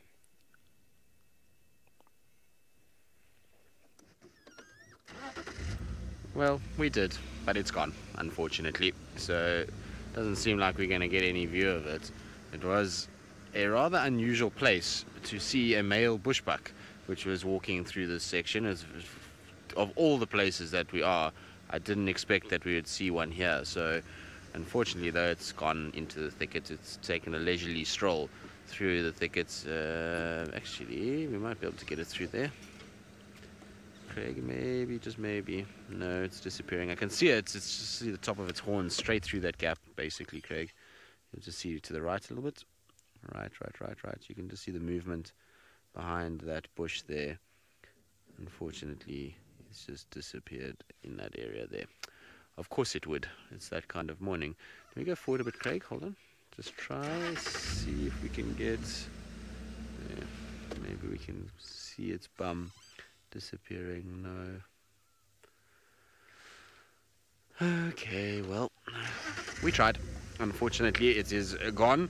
And like I say, it's just odd to see them. You know, there's not many of these bushbuck around anymore outside of the camps. You don't see them too much in the open kind of areas. And so where we are now seems like a very strange section for a bushbuck male to be. But obviously, he's figured out some sort of way of surviving out here. You can see it's fairly kind of open on both sides of me. It's sort of quarry thickets, but it's not exactly bushbuck habitat. So I'm quite surprised that we actually saw that bushbuck where we have, and why it's kind of milling about. But unfortunately, we didn't get it on camera. It's the way these things go sometimes. Yeah, it's been a tough morning. No sign of wild dogs, no sign of any tracks to follow up, to really kind of get any sort of juices flowing this morning. It just feels kind of dead at the moment, so we'll try and have to make some luck. Monique, you say you love bushbuck. Yes, they are beautiful animals. I thoroughly enjoy seeing them, especially these bushbuck rams. They get a beautiful kind of color on them in these areas. It's not quite a brown like the nyala gets, but more kind of caramel color. They're very, very pretty animals to look at. Now, just give me 2 seconds.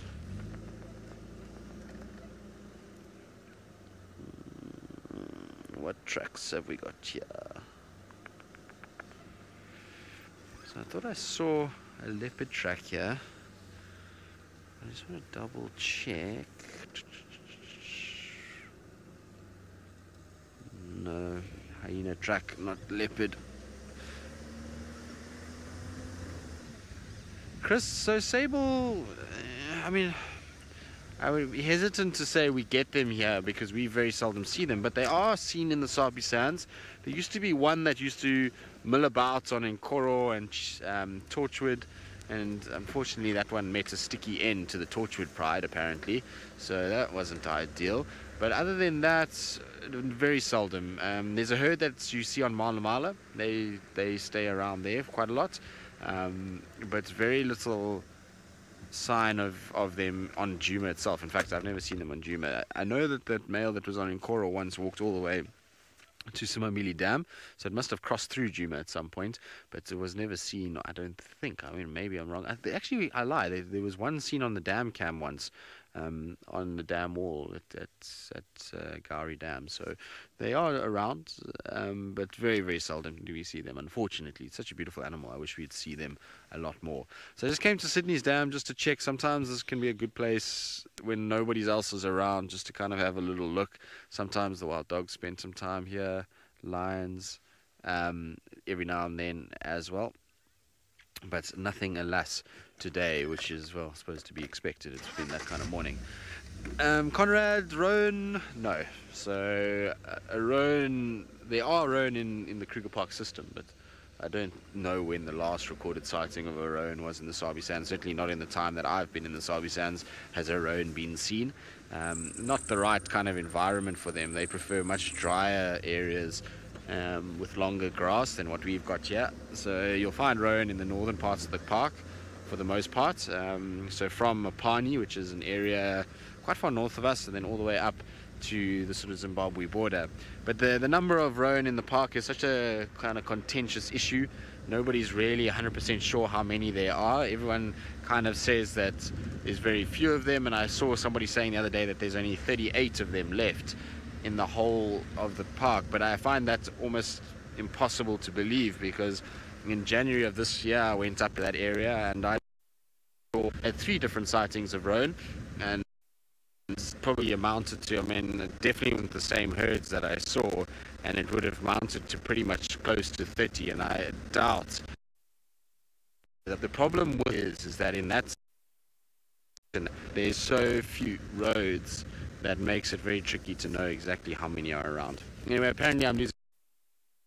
Send you to Steve. It takes 10 seconds, so if I lose you guys, otherwise hopefully we'll get this across to attack.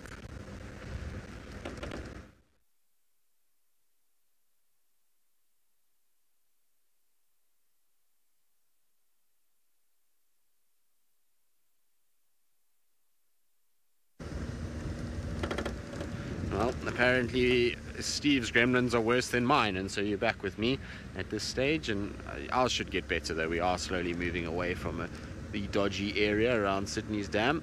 So Sydney's Dam is never a good place for our signal. Now, while we're up this end and around this kind of area, I'm going to quickly just pop in here at Aubrey's den site. I did check the Philemon's den site for the hyenas, just in case any of you were thinking about it. Fresh signs of hyenas being there, lots of tracks, lots of kind of scratching around. I even saw a track by, well, look, what looked like a little baby hyena that had been milling about there. So I think that den is still active, but I just want to double check this one and see if there's any sign here. And while I do that, let's send you back across to Taylor and the Bushwalk team. Right, everybody, we've had all sorts of wonderful little creatures, but they've all run away, of course. Anyways, we've got some vultures, 2 vultures sitting up in the tree, as you can see. I don't think they're doing anything particularly entertaining other than trying to warm up and waiting for the thermals to, well, I suppose, be as strong as they can be so that they can take to the skies where they belong. But for now, I think all the little birds, there are lots and lots of birds around at the moment. Everyone's sitting up in the tops of the trees, just trying to warm up a little bit. There's even some guinea fowl that are making noise, but I don't think we'll get a view of them. Here are the francolins now. They're all chatting away. Ha ha! Got one! I killed a fly, I got one, because it decided to sit in my eye. Dead. That's what happens. All the flies out there, if you sit on my face, feel the wrath of my hands. Everyone in final control is now intimidated. Good. Good. You will learn. So, No, I didn't. I actually buried the fly. Felt bad. So I gave it a little funeral, said some nice words, and then carried on with the walk. I was trying to find it, then I accidentally put sand over it, so then I just claimed I buried it, you know. Made me feel a little bit better. I don't feel 1 ounce of guilt when I kill a fly. There's no need for them to go into my eyes or up my nose. Oh, they're the guinea fowl. There they are. This might be the same group that were out for a jog the other morning, or a sprint. They were moving quite quickly.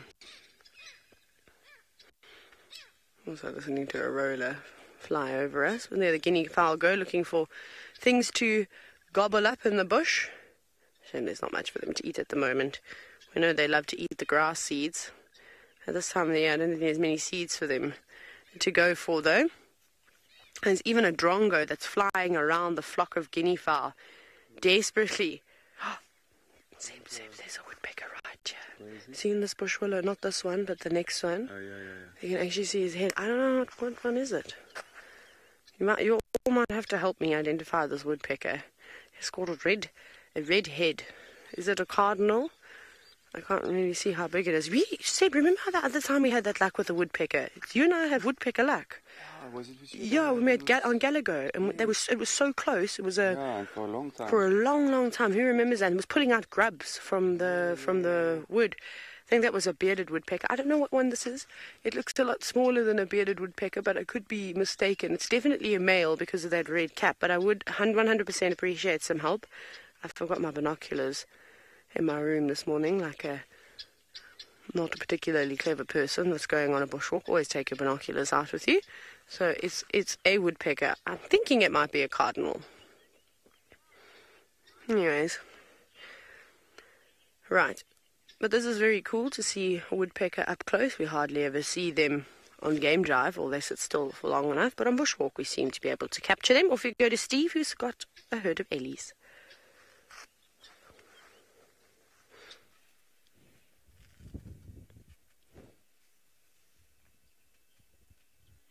The giants of the African continent are having an argy-bargy contest. They've just hidden themselves behind the bush here. There's 3 little youngsters that are playing so beautifully. Hopefully they'll come out again for us. We've got a beautiful big herd of elephants here, all very relaxed, all feeding, and youngsters playing games. Mum very watchful nearby, making sure things don't get too out of hand. And typical elephant trunk wrapping as they push their noses against each other. One day when they're big, they're going to be using that force to push each other around, exert dominance on each other. He's not the only youngster. Here is another one. Mum's probably coming to introduce them to the others. Not sure if it wants to come and play with the others. The others are playing a little bit too rough. So Mum's going to bring it across. Here we go. Back in front. Yeah, James, these 3 is coming in from the back. There we go. Let's see how they play. They're all about the same sort of age. Oh, how big am I? Look how I can move my trunk, ladies and gentlemen. Look at that. Elephants, young elephants playing is probably the coolest thing to see. This little youngster's decided it doesn't want to play with them. They're playing too rough. It's probably a girl and the others are boys, and we know what it's like. Young girls don't always like playing with boys. It's a bit rough sometimes. We are now surrounded by them. There's an elephant right here next to me. Wants to come and say hello. Hello.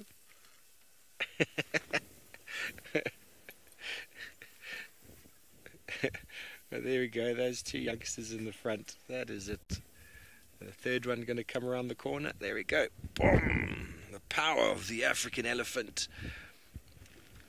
This is all very important play that they have here. So special. I'm going to grab the tail, are you? Yes, let's invite some more people on board.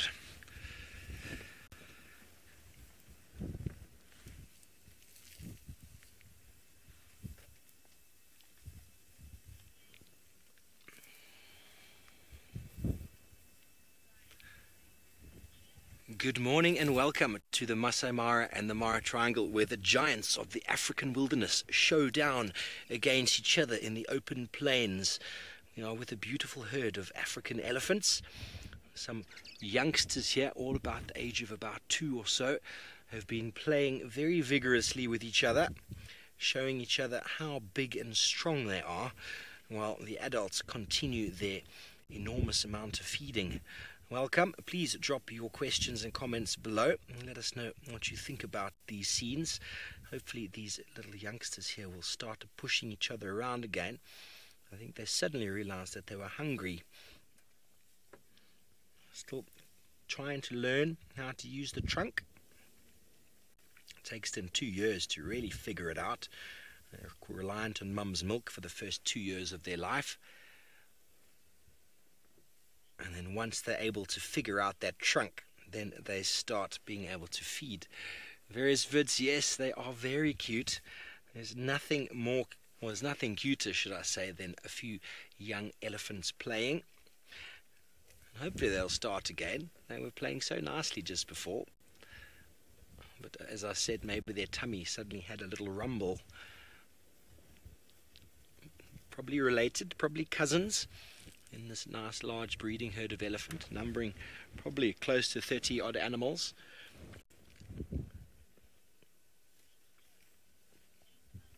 Joe, very playful bunch. There you can see Mum, who's really got the technique down, rips up the grass. She's actually feeding on some forbs there, and she pulls them up, smacks them around to get the soil off, and then in the mouth it goes. And there you can see the youngster in the front of the shot really trying. And it's trying to work out the 100,000 muscles that are in the trunk, but hasn't quite got them. Nikki, I actually don't know what the population of elephants is in the Masai Mara. I'm going to need to be able to find that out for you. But there's a lot of elephants that we do see around, and they do move. They're not exclusive to the Mara Triangle. They move over to the Mara itself. They move down into Serengeti and the associated conservancies. But I'm going to have a little look, see and find out. But there is an abundance of food on these open plains, and the elephant are primarily feeding on grass and forbs at the moment. The rains that set in not so long ago attracted the huge herd of wildebeest and zebra. So I'm just going to turn my vehicle very slightly so we can get... By the way, my name is Steve and I'm joined by Big James on camera. Wonderful to have you on board. Let's just turn a little bit here so we can get a nice view of all of them walking away. A little bit bumpy, I do apologize. I'm just going to stop there, James, that's fine. And there we've got the herd of them. Mum leading the way. This is probably a couple of small breeding herds that have come together due to the fact that there is an abundance of food. Sandy elephants are one of my favorite animals, indeed, majestic and so beautiful. And a lot of the youngsters of a similar sort of age, probably when the food becomes abundant like this, they all then accumulate. As soon as food sort of diminishes somewhat, the herds will break off into their smaller family units made up of sisters. So essentially here would be sisters coming together, 2 or 3 small breeding families, and then they move off again in different times of the year. But a nice time, a family holiday with all of the cousins and nephews and nieces and aunties. No uncles, of course. The men are left off to do their own thing. They go and play golf on the weekends and don't really associate with the herds unless there's breeding to be had. But such wonderful pictures and such characteristic sort of scenes of Africa in the wild. Thank you for joining us for this very brief action broadcast. Marvelous to have you on board. Have a beautiful morning. We'll see you next time.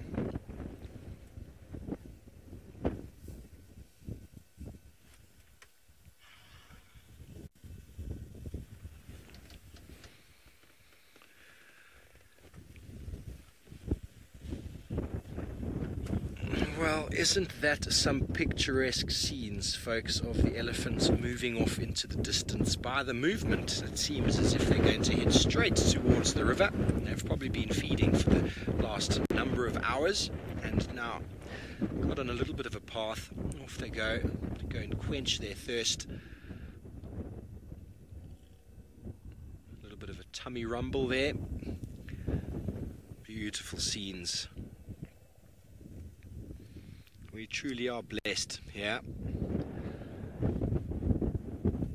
Black rhino, elephant. Where are we going to go next? We're going to carry on, see what else we can find. Maybe we'll bump this rhino again. We're going to do a little bit of a loop around the block. He might show his head. But regardless, we'll go out and have some fun anyway. Okay, well, thanks, James. Let's move on. We're a bit T-boned in the road at the moment. Thankfully, there's no vehicles trying to get past us.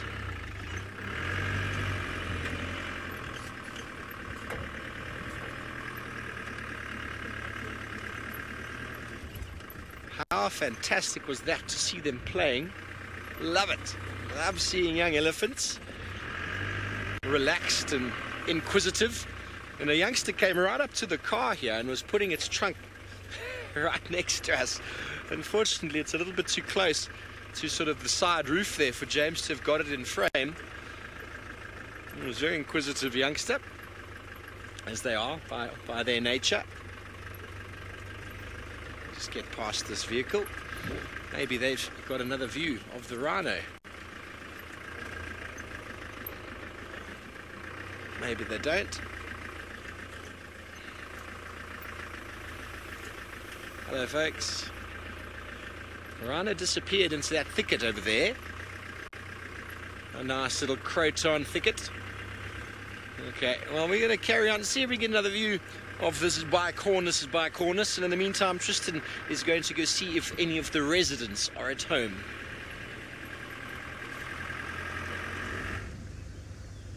No, well, I've been at the hyena den a long time ago, Steve, and fortunately no hyenas in sight. I don't know what's wrong with our hyenas here. They just don't want to show themselves at the moment.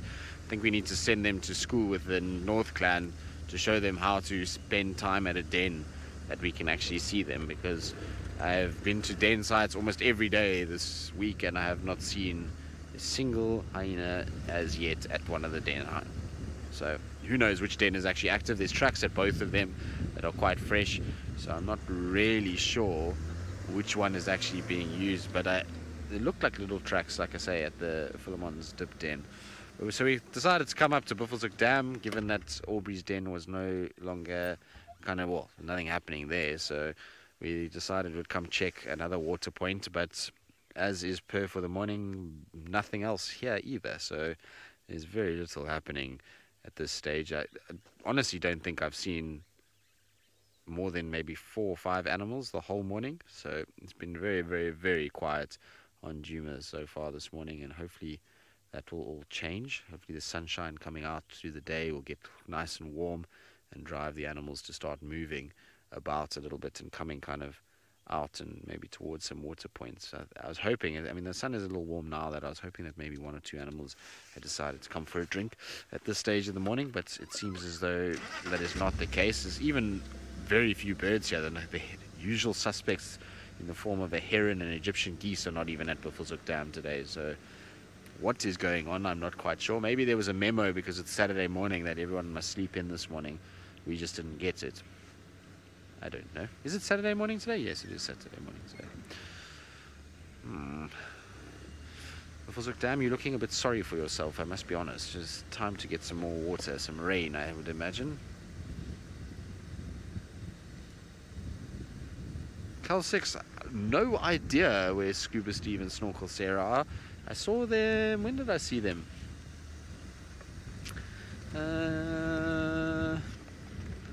2 days ago? Yesterday maybe? I don't know, one of the two. Yesterday or the day before they were here. Well, look like them. I saw them from a distance. But no idea where they are at the moment. It's not really a hospitable environment, is Buffelshoek Dam at the moment. Pretty sure Snorkel Sarah, who, as James always says, is of a higher level, is not impressed that Scuba has chosen Buffelshoek Dam to set up home. It's now drying out, and so maybe Snorkel Sarah has convinced him to go to a better class establishment somewhere else. I'm not sure, but they have been in and out every now and then, and so Not sure kind of where they are today. Maybe they've gone into Buffalo's Hook, into one of the big dams there, or maybe they found themselves a nice little shady spot to lie in until they come through for water a little bit later. Not sure really. Could be anywhere actually. Hippos are a funny creature. They move around quite a bit when it gets dry like this. They will look for other alternative water points to try and kind of wallow in, and this one, like I say, is not even coming up halfway on their body at the moment, so not an ideal place to kind of be if you're a hippo who's going to get a rather nasty sunburn.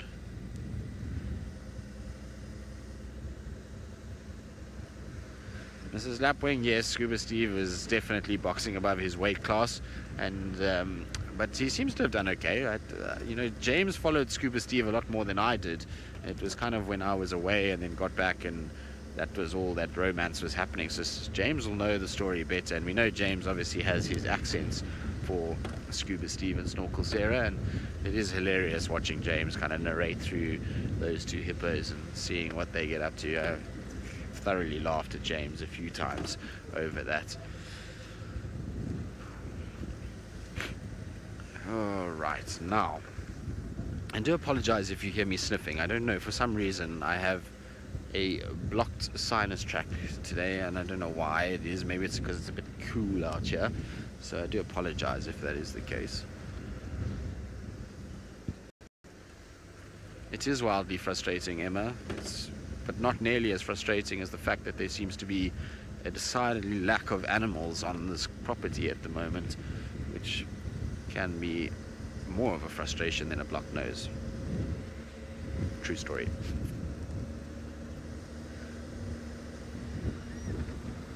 Right, apparently I am going to send you across to Bushwalk with an update. Hopefully Taylor has got more news than I have and something exciting to report back on. Is this exciting enough for you? I don't know. I've got absolutely nothing for any of you. It's very quiet. We've seen nothing. Did anyone figure out what woodpecker that was? Because I did need some help. No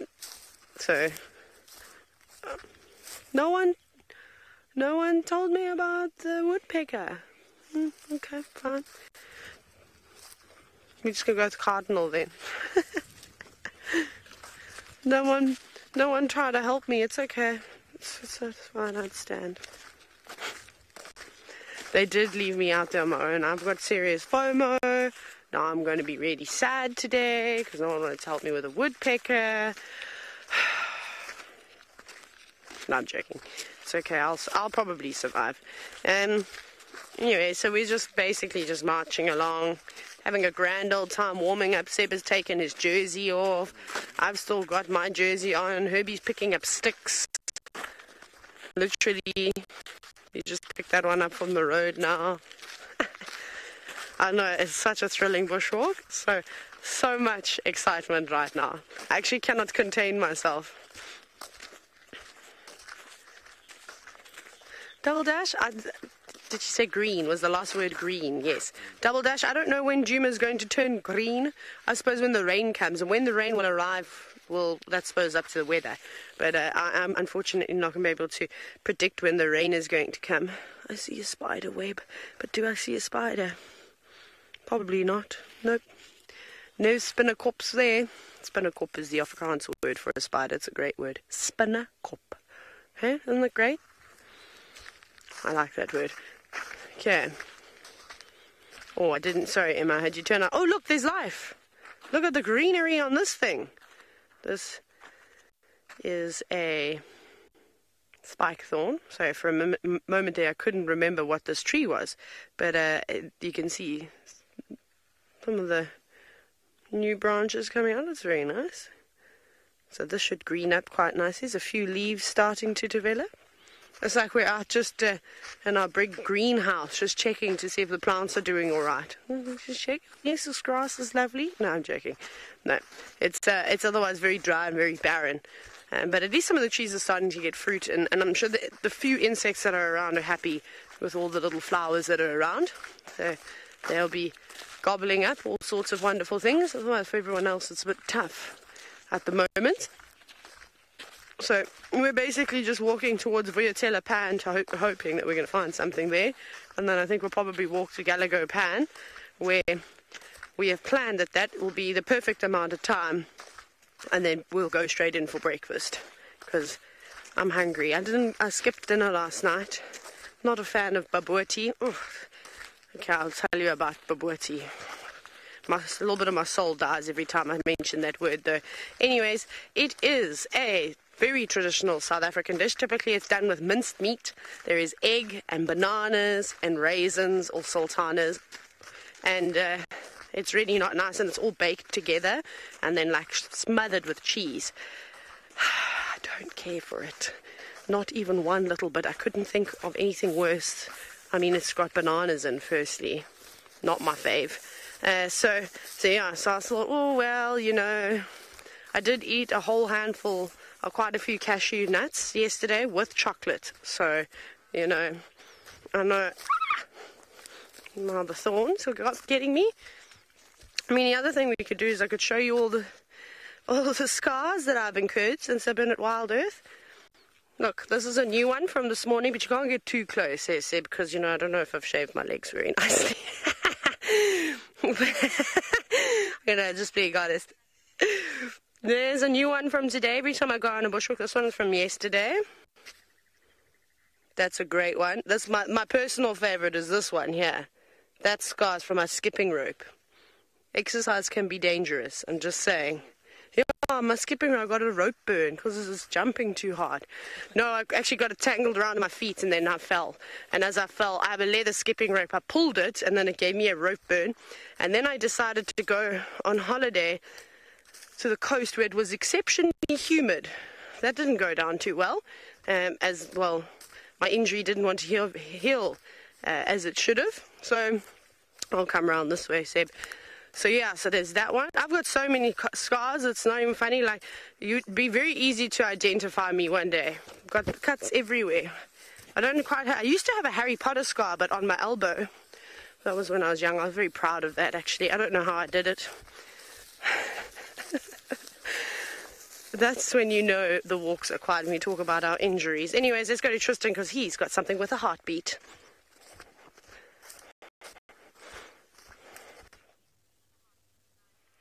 Finally, Taylor, we have found something that has a heartbeat. It's not the most active of animals, given that it is a cool morning, but at least it is an animal. So there, sticking off the termite mound, is a monitor lizard who is precariously positioned. I'm not sure that looks like the most comfortable way to suntan, but anyway, this monitor has decided that's how it's going to sit for now, and is just absorbing a little bit of sunshine, and probably just to get that body moving effectively, and then it will start to move around and try and find food. Now, this particular fella is a rock monitor. So the rock monitors are quite easy to tell from the Nile monitor or water monitors. They have a much more blunt and rounded head than what you see on the water monitors. You see that kind of abrupt head that sort of rounds off at the front. And they tend to be a lot more grey in coloration than what you see from the water monitors that get a lot of green in them.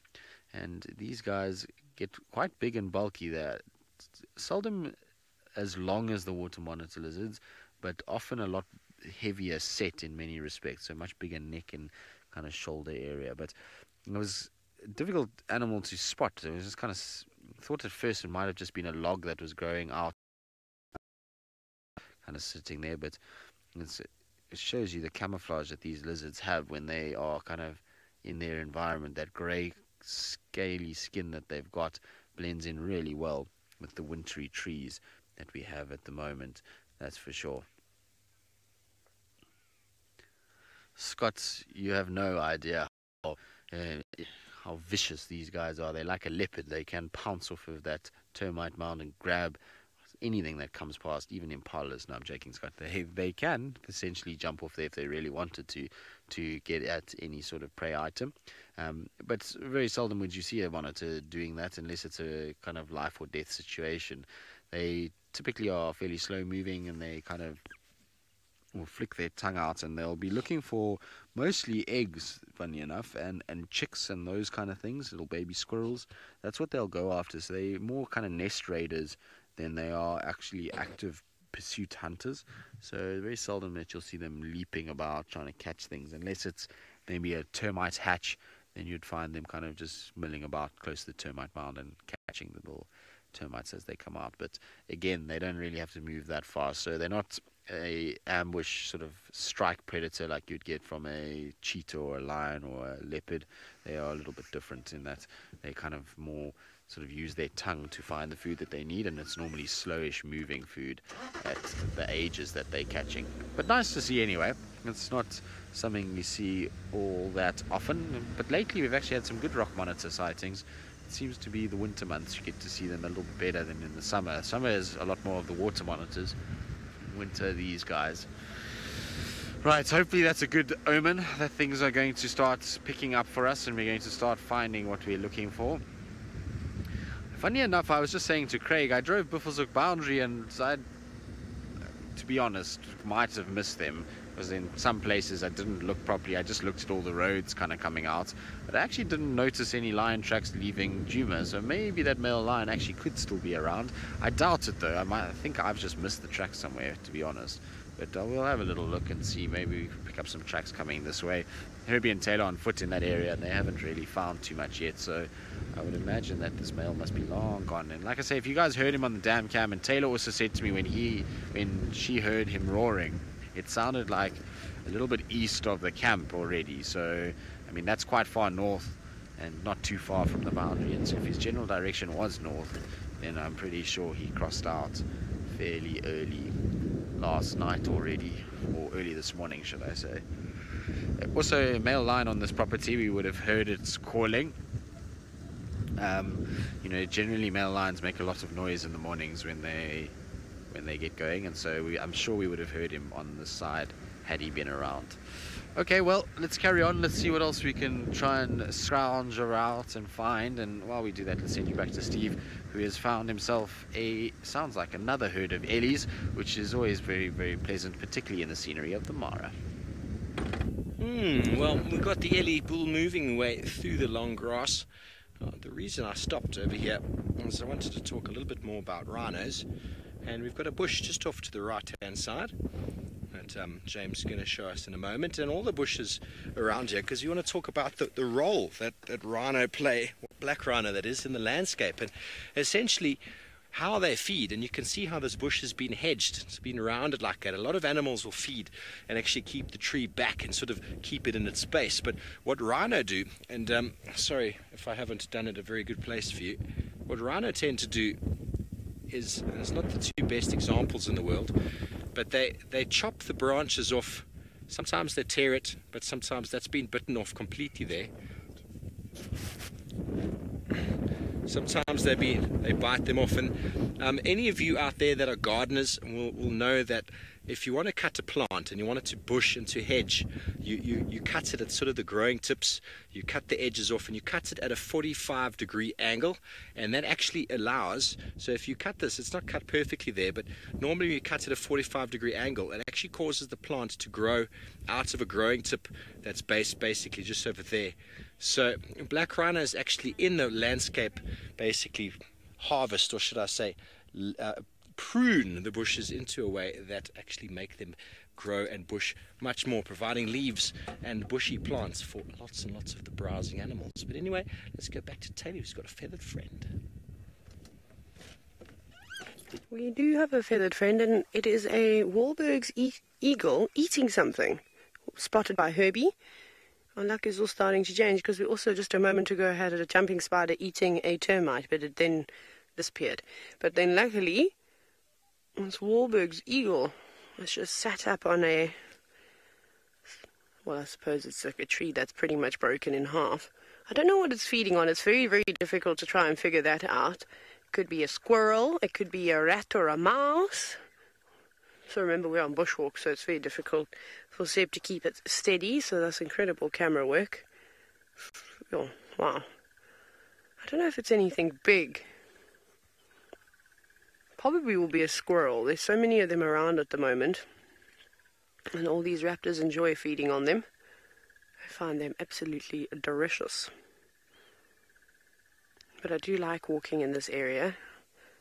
You can see lots and lots of different things, which is quite nice, and the bird life is particularly good. We're not far from Mr. and Mrs. Wahlberg's nest, so it's most likely Mrs. Wahlberg that's there.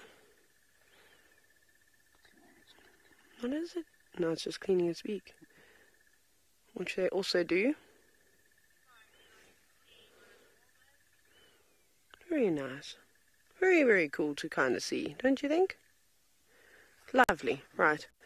I don't know what else we're going to find through here. I think if we found one spider eating a termite, we might be able to find some more. It was the fattest jumping spider I've ever seen in my life. But it was quick, it was nimble, and it managed to get away. But unfortunately, it disappeared. It pretty much just looked like the sand. It wasn't a jumping spider with sort of exceptionally striking colours. It was easy to spot on the ground. Just strolling towards us. Let's see if this Wahlberg's eagle is going to stay here, if it's going to fly away. Have another look at it.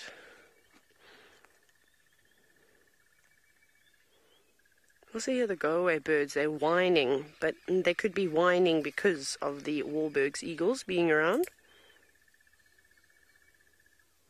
Looking around. Are you going to fly? Proud cat mama, it is a beauty. It is really, really quite cool to see. It looks like every now and then it wants to take off. I'm also just trying to figure out where those go-away birds are in comparison to where this eagle is, to see if they're alarming at the same thing. It could just be Mr. Wahlberg's eagle. He could have flown around or moved off. Lots of bird life in here. They're all very chatty. Feels like the day is actually only just getting started for them now that it's warmed up to acceptable temperatures. Now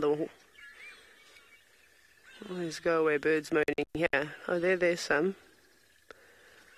If you look here, Seb, on this big tree over there, those are starlings.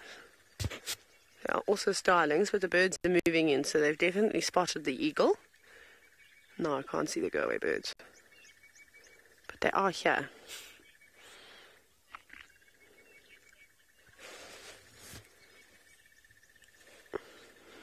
Emma, can you go with the name there? I just heard the question.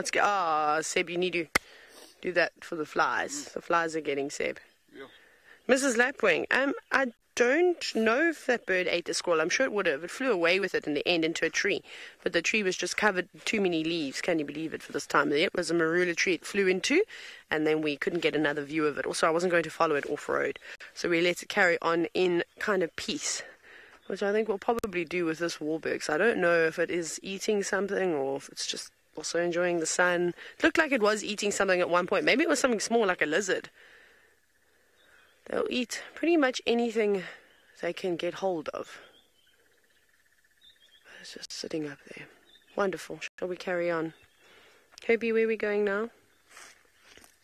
Down there. Cool.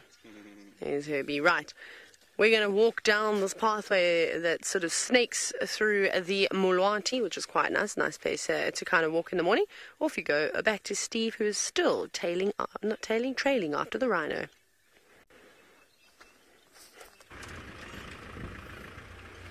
Well, thanks, Taylor. How is the Wahlberg's couple doing? Wonder if they've laid an egg yet. Very interesting. Nice to always document these things, dates and when it happens. So the rhino, black rhino, they will chew on the plant, and they cut it at a 45-degree angle. And whether they know that or not, if you're a botanist or you like propagating plants, cutting a plant at a 45-degree angle is the best way to cut cuttings. It's the best way to cut a plant if you want it to regrow again, to make it a nice hedge without damaging the growing point. So you cut it at the growing point, 45-degree angle, it actually causes it to hedge, causes it to bush out. So the black rhino in their own right are facilitating their own feeding by making the bush turn into a hedge-like sort of shrub and preventing it from escaping that sort of browse line that the rhino might then not be able to reach. And obviously that then also facilitates the feeding for lots of the other smaller browsing animals. Obviously the elephant just pushes the tree over, but the rhino can also, with its horn, turn branches on themselves and break them to then feed on them. So very, very cool, amazing how nature knows these things. Maybe the first botanists saw how black rhino hedged plants and thought, well, let's cut this at 45 degrees and see how it goes. So if you ever do take a cutting, you cut a branch, 45-degree angle, and then you can dip that in a solution, or you could just put it in a rooting medium, cut off most of the leaves, voila, your plant will grow back for you. Not all plants will grow cuttings, but many of them are possible to grow, called vegetative reproduction, which basically means you're taking the same plant material and growing it. It's not the seed. Ooh. Siddharth, invariably rhino, if they see you or smell you or hear some sort of noise, tend to take off at about 50 kilometers an hour in the opposite direction. But black rhino they've got a bad nature or a bad reputation, are well known to sort of mock charge or to sort of come a little bit closer. But invariably with rhinos, it's their behavior, because their eyesight is quite poor. They smell something, they're not quite sure what it is, they come to investigate. But that investigative movement towards you can be very fast and, well, very, very frightening. But invariably they do run away. But most people will say if you see a black rhino, make sure there's a tree nearby, because they can and have been known to charge. But I've never known of anyone who's ever been attacked by a black rhino. I know of many stories of people moving away and climbing trees, but invariably they are quite shy and elusive, and they move away quite quickly. But because their eyesight's quite poor, they make up for it with an aggressive, sort of potentially aggressive behavior. But I think they're just misunderstood. When you weigh that sort of amount, people think you're aggressive, but he needs to make up for his weight. He's half the weight of a white rhino, so he needs to make up for that in being a little bit sort of forward in his approach in things. So some people think white rhino are actually more dangerous. Some of the people in the know that I know in the industry are more afraid of white rhino, and a lot of people don't give white rhino the respect they should. They all know black rhino having the reputation, but white rhino, they've probably killed more people than black rhino, because people think, oh, it's only a white rhino, we'll be fine. But if you get run over by an animal that weighs 2,500 kilograms, well, don't care how strong you are, it's going to hurt, it's going to break bones. But they're not doing it out of any sort of animosity to you, it's just defense. It's just the way it is out here. They don't call them a crash for nothing. Okay, are these vultures here? I think they are. Yeah, the vultures are circling the plains, looking for some breakfast, as we find some more wildebeest and zebra enjoying the luscious grass here of the swamp. It wouldn't be a morning this time of year without a little bit of a view of a herd of wildebeest and zebra as I just slowly roll into position. This is where we had the Paradise Pride the other day.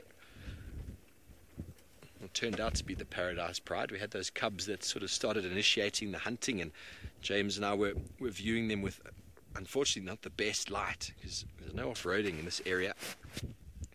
So we were having to view them from quite some distance. So we were hoping maybe coming through here we might pick up on either them or even the Triangle Boys. Might be a nice sort of bubble girl. Elephants are in a lot of trouble in Africa. South Africa, Botswana, Namibia, elephant numbers are enormous. But up in Kenya, Tanzania, in places like this, elephants are actually being poached, and numbers are on a massive decline. I'm not sure with regards to the Mara itself, but elephant poaching up in Central Africa is at it's the highest it's ever been, and it is a problem. It is an enormous problem, and we need to curb that. There needs to be some sort of measures taken. There's a lot of corruption involved, and the ivory, we just need to move away from people needing the use of ivory. We need to either legalize it. It's the same as rhino horn. We need to make it either legally public, or we need to completely curb it.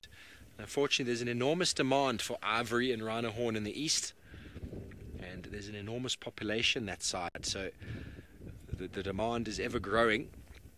And when it is illegal, the prices are enormous. So it is worth the poacher's while to go and poach. But the debate then ranges back down to whether, if it is legal, will the prices come down?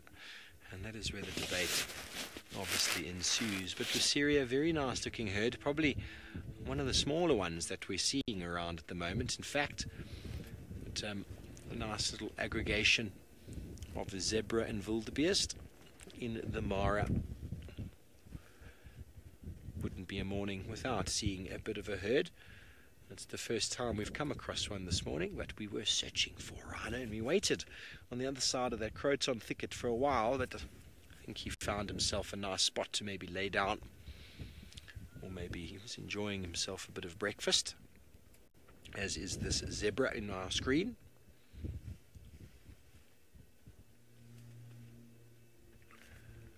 It's nice, these open areas. We can look for a very long distance. And keeping our eyes open and see if we can spot a couple of big male lions. I'd love to show you the triangle, boys. But while we search, let's go back to Tristan, who's on the move.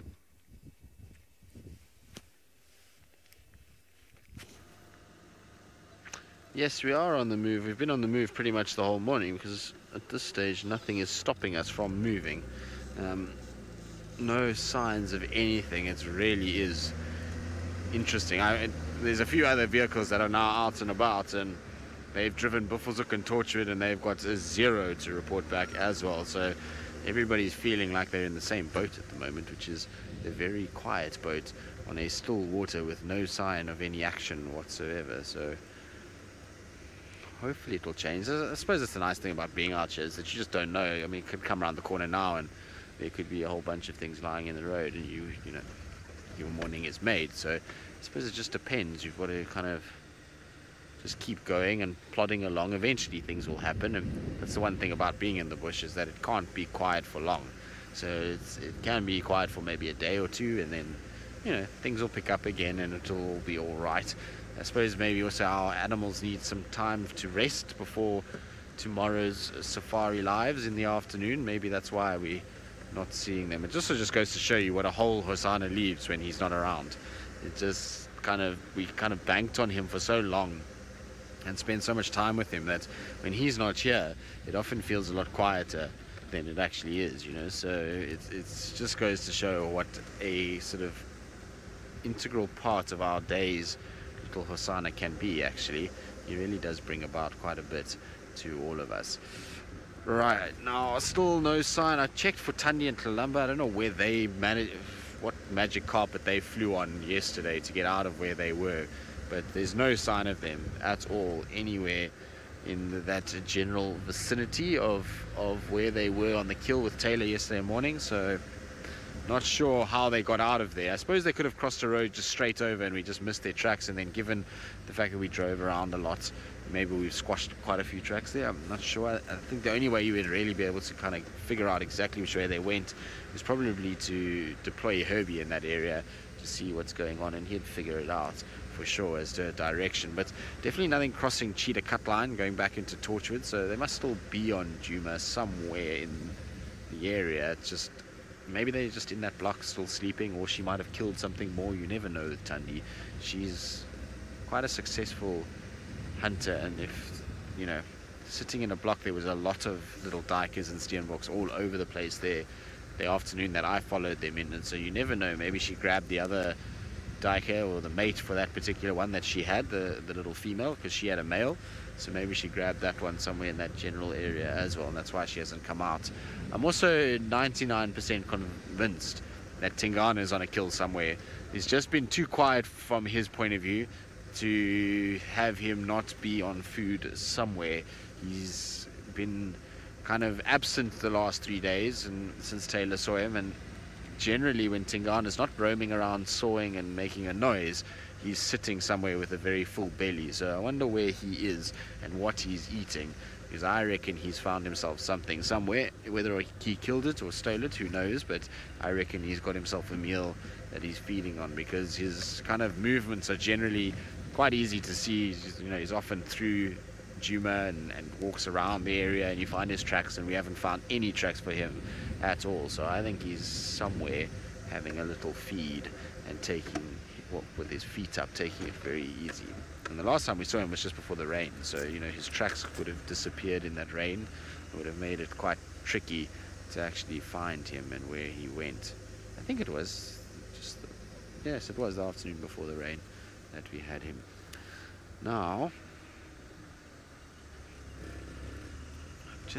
I've come back basically into the area where those male lion tracks were, just to try and make 100% sure where he could have gone, and to make sure that I didn't miss something and that he might actually still be here. It would be a bit of a travesty if I do find him now, wouldn't it? It wouldn't be ideal. It would not go well on my, it would not be one of my finer moments, not having followed the tracks all the way through and thinking that he might be gone, and yet he might still be here, who knows. So this is a large ditch effort. We're also going to just go past the hyena den one more time in the hope that maybe, just maybe, our hyenas have come back. I suspect though that the hyenas are busy with Osana and his kill on Little Gari, and that's why we're not actually seeing them at the den site itself. So we'll just have to kind of hope. That's all we can do at the moment, is cut straws, and hopefully we'll find something somewhere around here. Nope, nothing there. Even the birds have been fairly quiet this morning. There's been the odd bird here and there, but nothing major, which has been intriguing. I would have thought after the rain we might have seen a little increase in bird life and found a few more animals moving about. And there's a vulture. Oh, hello, vulture. Yes, nice to see you. At least there's something. There's also, of course, an irritating fly that's landing on my face, just to add insult to injury. Flies, when they try getting your mouth and in your eyes, are very, very unpleasant. But there's our vulture sitting there, white-backed vulture. So, heck no, I've never seen a vulture eating a live animal. Our vultures are all scavengers, and so feed off pretty much carrion is what they eat. So I've, like I say, never seen one actually eating a live animal, and I don't know if there is recorded cases. There probably is. Knowing the wilds of Africa, knowing animals, they seldom read books and seldom stick to kind of behavior that we all box them into. So maybe there is some evidence of them feeding off live prey, but like I say, certainly have never seen it. All the vultures that I've seen have always fed off carrion. But there might be records, like I say, of them going after certain prey items. But maybe if it's very, very badly injured and still kind of, they might feed off it. But I doubt they would go after anything that's healthy and fit. Their body structure is not really designed to actively hunt down moving animals. So, you know, if it's maybe badly maimed and injured and on its last legs, then maybe vultures will start to feed on it while it's still alive. But you know, I doubt that they would be able to really catch many things on their own accord. Well, our vulture is silhouetted against a beautiful blue sky, and so we're going to admire this for a little bit longer. But while we do that, let's send you back to Steve, who apparently has got all the luck this morning and has obviously found something else to show all of you.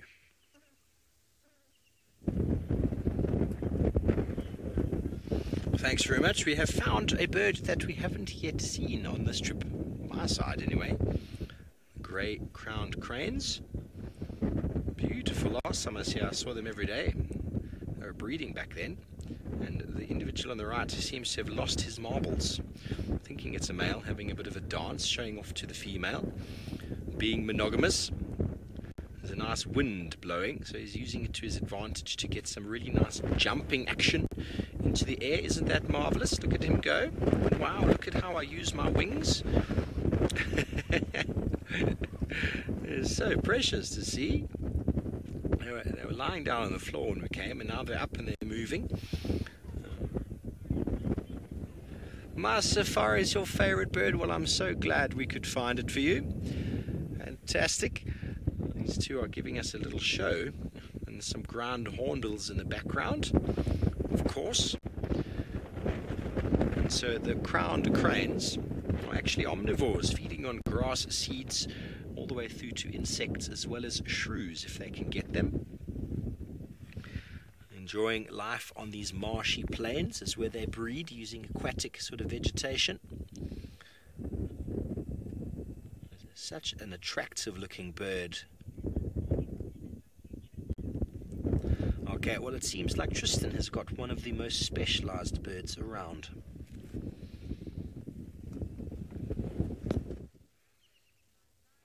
We do. We have a beautiful bird sitting up in the tree making lots of noise. Can you hear it calling?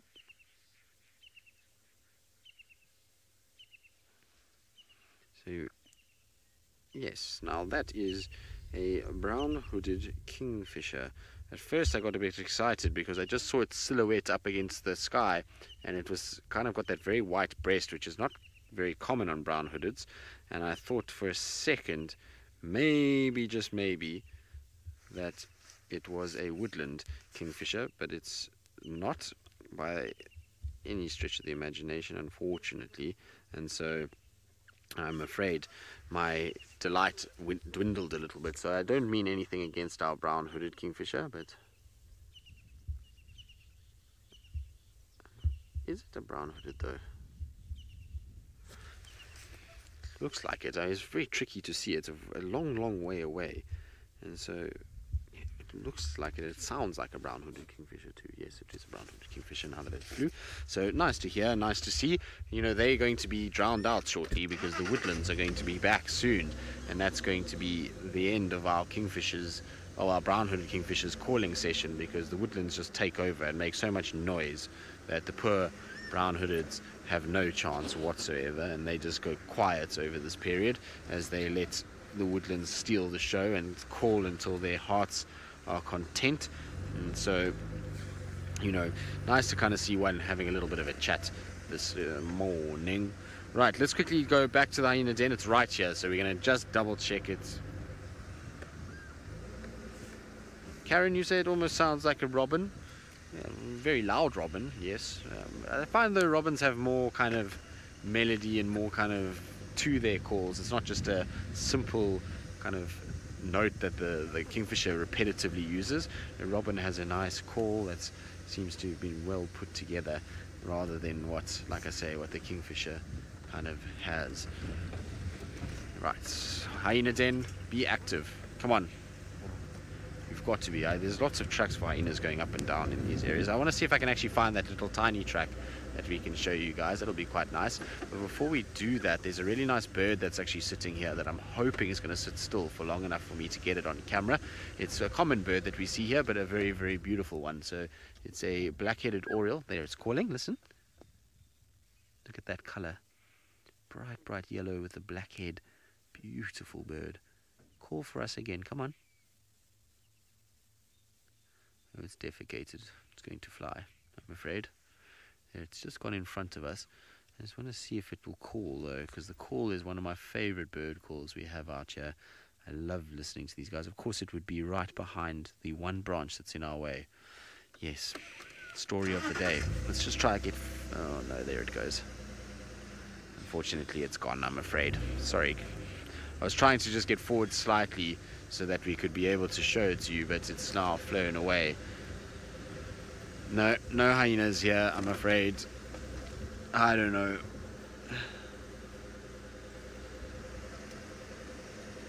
Louise, you say its call sounds like liquid? It does, doesn't it? It's got the most liquid kind of bubbly call. It's such a nice call. It always reminds me of good things, and so I don't know, I like the call of a oriole. Now you can see the hyenas were here today or last night. If you have a look on this kind of right side here, yesterday, was it yesterday that we were here? No, morning before I think we were here, and there was a little wet patch that was there. Now what you can see today is that there's been a little bit of digging where a hyena has kind of laid down, and then you can see very kind of smooth fresh tracks over the top of that digging area. So that's where they kind of dug out a hole, and then it rained on top of that. But if you come to the right, you'll see a very fresh smooth track in amongst all of that. So there we go, which is for these hyenas. Now somebody's calling me on the radio. Who would be calling me, and what do they want? That's the next question. Hold on, guys. I'm sorry about this, but I'm going to... Yes, go ahead.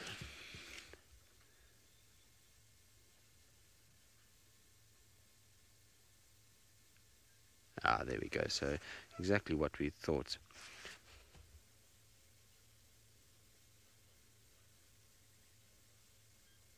Okay, copy that, thanks. So it's just the tracks for the male lion that go north of Mvubu, which means that that male lion is already in Buffelshoek, a long way into Buffelshoek by now.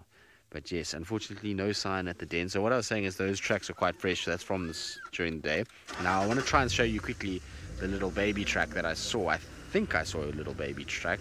I just want to double check around this corner because it was somewhere just over here, if I remember correctly.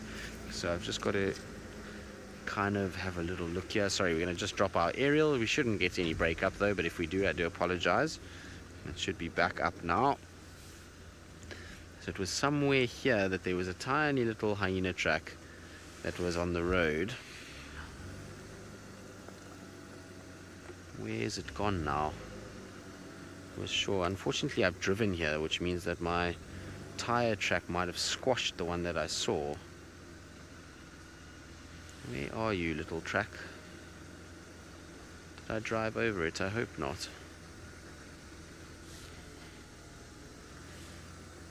No, here is what I was looking for. So they're not... I don't know if this is the young one, but these are not big hyena tracks at all. So I'm going to try and turn so I can show you what I'm talking about. The one that I really wanted to show you I've driven over, but these will suffice for now. So if you have a look over there, Craig, there should be a few tracks on the sort of rougher stuff, and you'll see that there's a little track right at the back there. Now that track, it's difficult to get to size scale, but I would say that that track is probably from the back of the pad to the front of those toes would probably be maybe the length of my thumb.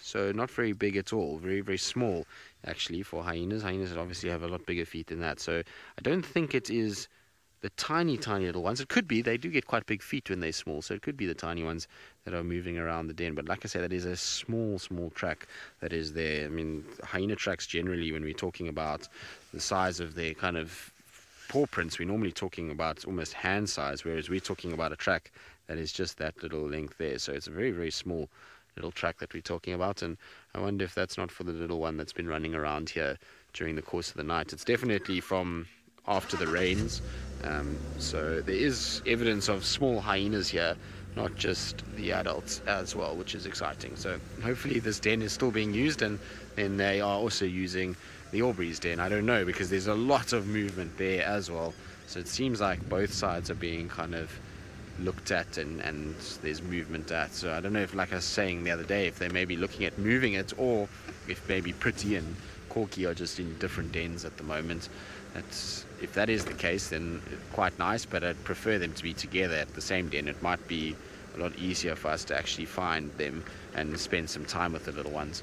It's a bit frustrating at the moment because it's nice to have a den, but yet we're still struggling to actually find these poor hyenas and to actually see the little ones. I would really want to see the little ones, so hopefully they'll come out at some point.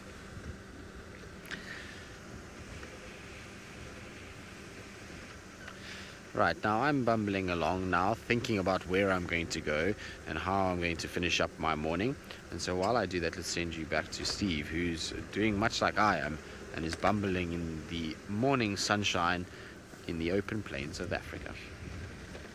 Yes, well, we're looking at what I think is a snake Let's just have a little bit of a look. It's in the blue sky, just holding on to the thermals, the wind that's blowing through, possibly looking at something on the ground underneath. I think it's too small for a martial eagle, but the colors are very similar. Okay, it's just easily gliding there, just using the tail. Without the wind it would be impossible. A black-shouldered kite is the largest raptor that's seemingly able to sort of hover in one spot. That bird's just using, look at the tips of the wings. It's using those fingers just to bleed off the air as it comes, and the tail is a rudder to just navigate left and right. It's probably sitting just over the plane here. There's maybe some rodents or even a snake that might be moving on the ground, that as soon as it gets a proper view will tuck those wings in and just dive bomb onto the ground. Look how beautiful that is. Wouldn't you love to be able to do that? I'd love to be able to just sort of sit in the air like that. A nice breeze blowing towards it. Oh, definitely a black-chested snake eagle.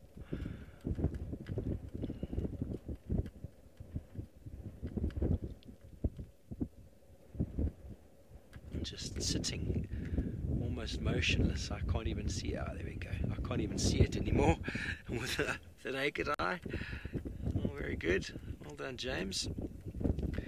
It's far away. It moved quite some distance. He needed some proper sports, soccer, football watching skills to be able to keep up with that guy. Looked like a black-chested snake eagle to me, using the environment to its advantage. We see the harriers and the kites using that sort of display, or that movement in the air to try and catch. Everyone's adding the black-chested snake eagle. Very good. We did see one the other day. They seem to be more common up here as a snake eagle than the brown. I haven't seen a brown snake eagle yet. I haven't seen any harriers. Last time I was here, there were so many harriers, pallid harriers moving about. I've seen a few black-shouldered kites, but we've just missed them because they're able to hover.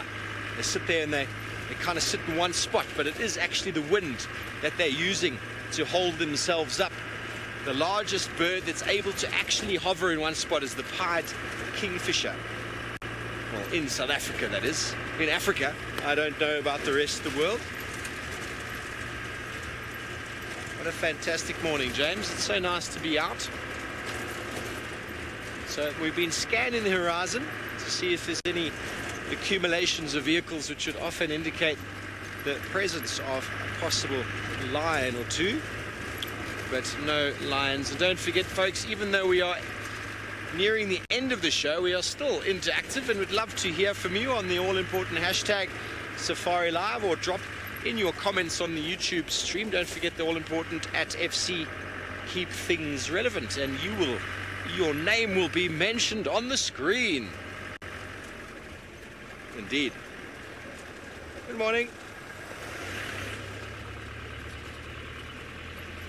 It's much quieter in... Oh, a bit of dust. Much quieter in the marsh area this morning than it was the other day. Good indication there's probably no lions there, but so awesome we were able to track down a black rider. There's still a chance to get another one, although they are more active in the early hours. Seemingly nocturnal in the hottest parts of the country, where they do lots of moving around in the coolest times of the day. Okay, well, the rain, no doubt, in South Africa has allowed for flies to grow out of the buffalo dung. Let's go see how the bushwalk team is enjoying them.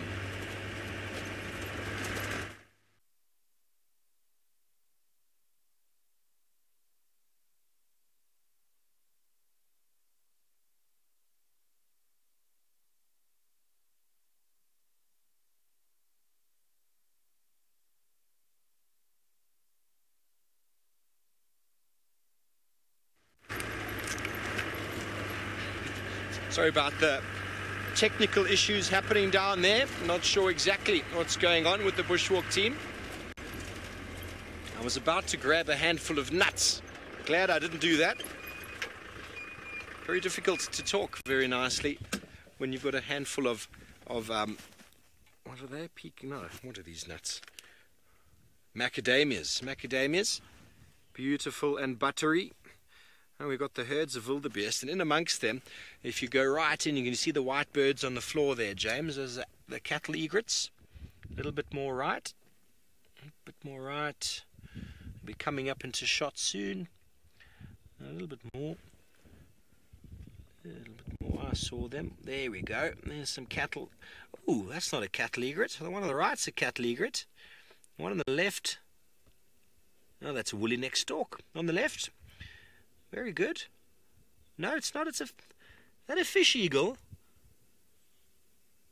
That looks like a fish eagle walking around on the ground in amongst a herd of wildebeest. Now, that is a first for me. There was a cattle egret to the right. That's what got my attention. But what's way more interesting, that's another fish eagle. Oh, my word. Well, I don't know what's going on now. I thought those were two cattle egrets. Ladies and gentlemen, we have got two African fish eagles who want to be part of the migration, clearly. What they are going for on the ground there is very hard for me to really sum up for you. There's no water too nearby, but maybe there's some rodents moving through. A snake? Insects? I have no idea. It's a little bit far away, but first time I've ever seen two fish eagles on the ground away from water. I've seen them with their feet in water and standing next to watering holes, feeding on fish or whatever they might be doing. But in the middle of the open plains, surrounded by a herd of wildebeest, I'm perplexed. I wonder if anyone out there can tell us what they think, or if they have any ideas what's going on with these two fish eagles that are looking very intently down at the ground.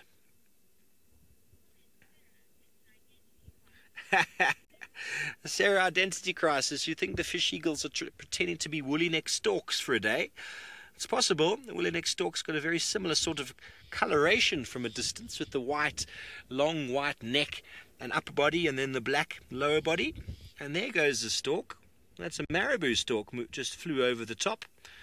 He's not having an identity crisis. He probably went, what's that doing on the floor? So, you know, fish eagles aren't unknown to feed on carrion.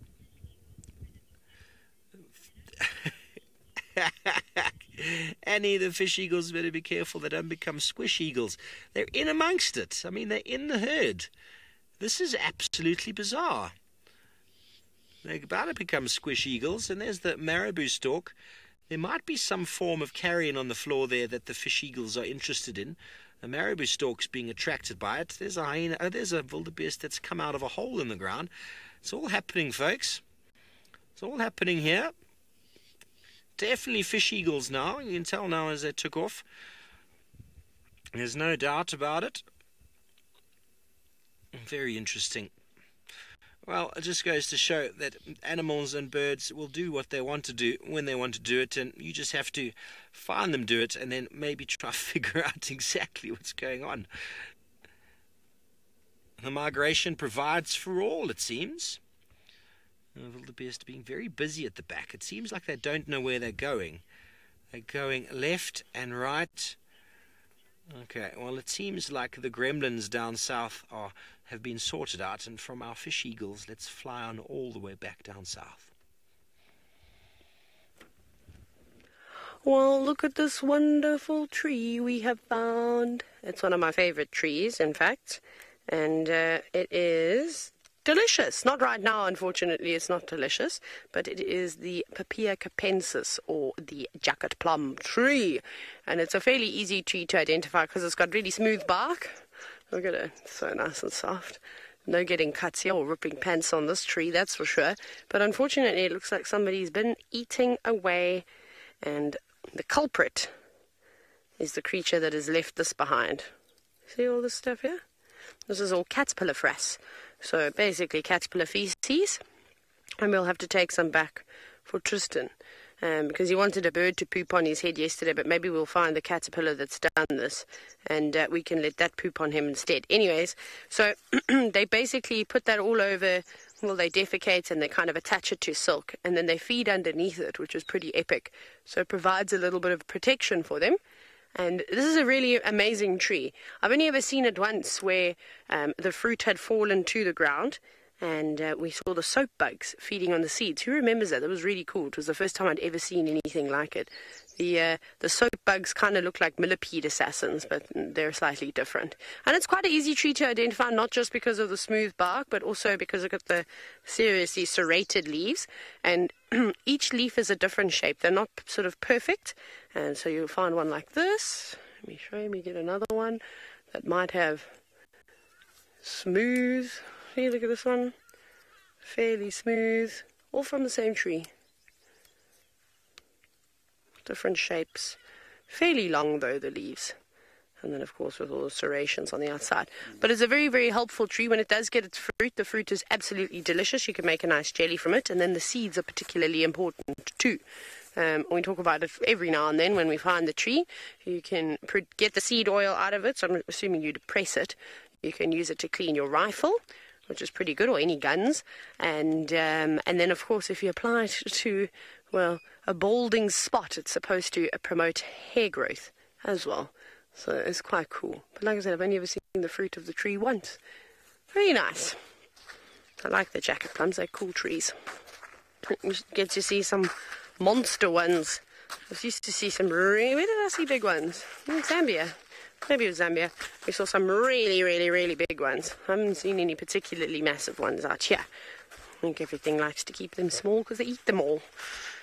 But it has warmed up sufficiently and there's not a breath of wind. It's going to be a beautiful day today. I don't know how hot it's going to get. It doesn't feel like it's going to even reach 30 degrees today, so it'll probably just be high 20s, which is very sort of perfect weather for out here to go on a safari. Now we go up the hill, and I'm so stiff from leg day. Thanks, Emma, for that. My gym buddy. Yeah, she works me, and it's tiring. Anyways, we're supposed to do a workout today, but we will see, because I think I might be getting a cold. I'm going to be coming up with excuses, but can't get off work. It's just Tristan and I. So, anyways, speaking of Tristan, let's go across to him, and maybe he'll want to join us for today's workout on our bikini bodies.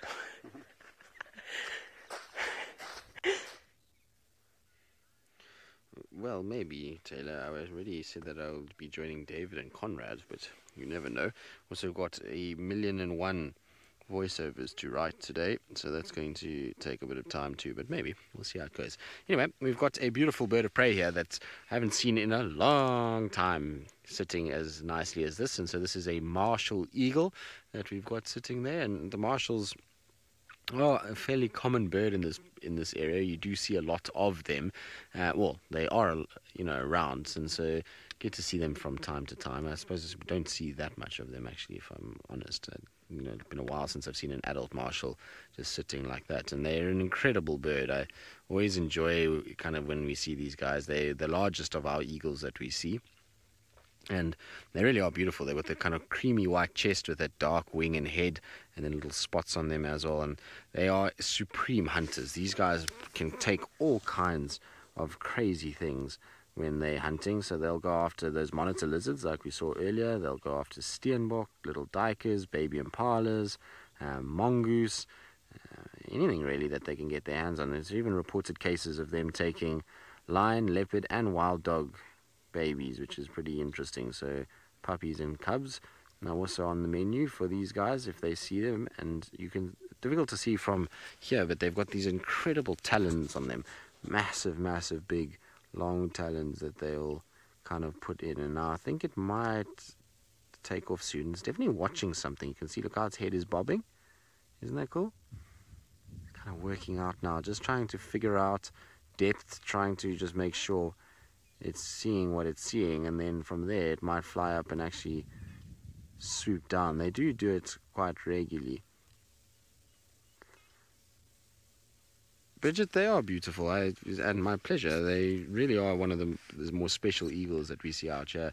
Like I say, just from a size point of view and just their ability to catch such large items of food makes them fascinating.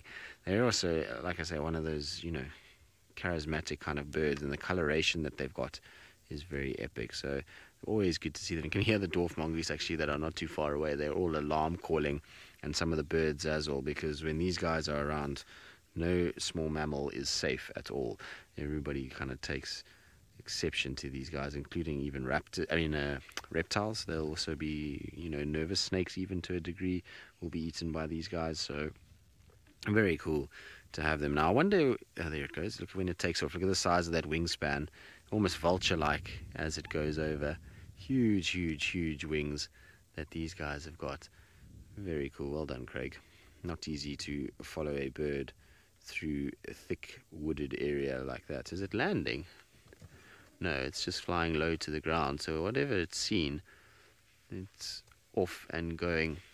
Anyway, that was very, very cool. Nice way to finish our very quiet morning, so that was quite something. Did it land? Yes, it did land, but it landed quite far away. Alright, well, while we kind of head back to breakfast and contemplate whether we're going to be doing our exercise with Taylor today or David and Conrad, let's send you back across to Steve for the final thought of this morning's game drive, and hopefully it will be a good thought that he has for us. Well, excuse me, traffic. I had one of those cars. I had one of those cars in France, a little RAV. Fantastic in the snow. Drove beautifully well. I never needed to put it on any snow chains. If you've ever driven in snow before, it's quite a tricky business. So here we are arriving into a herd of zebra and a herd of buffalo, and a great way to end the morning show on this Saturday. Just get into a nice little view. The zebra are here every single day. A herd of buffalo not far away at the same time. Here we have them just over my shoulder. There's a beautiful little calf in the road there, a little brown nugget of a buffalo just up ahead. And the zebra are feeding, swashing away the tails. I'm sure the bushwalk team wishes they had some nice zebra tail swashes to keep the flies away. And that little young buffalo is very fresh.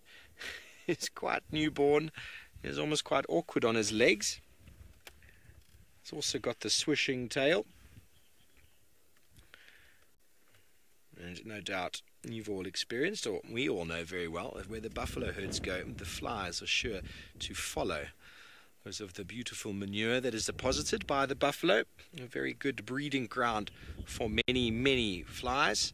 And Steph himself absolutely hates flies. He anything that lands on something's poo and that lands on his lip is really not to Steph's pleasure.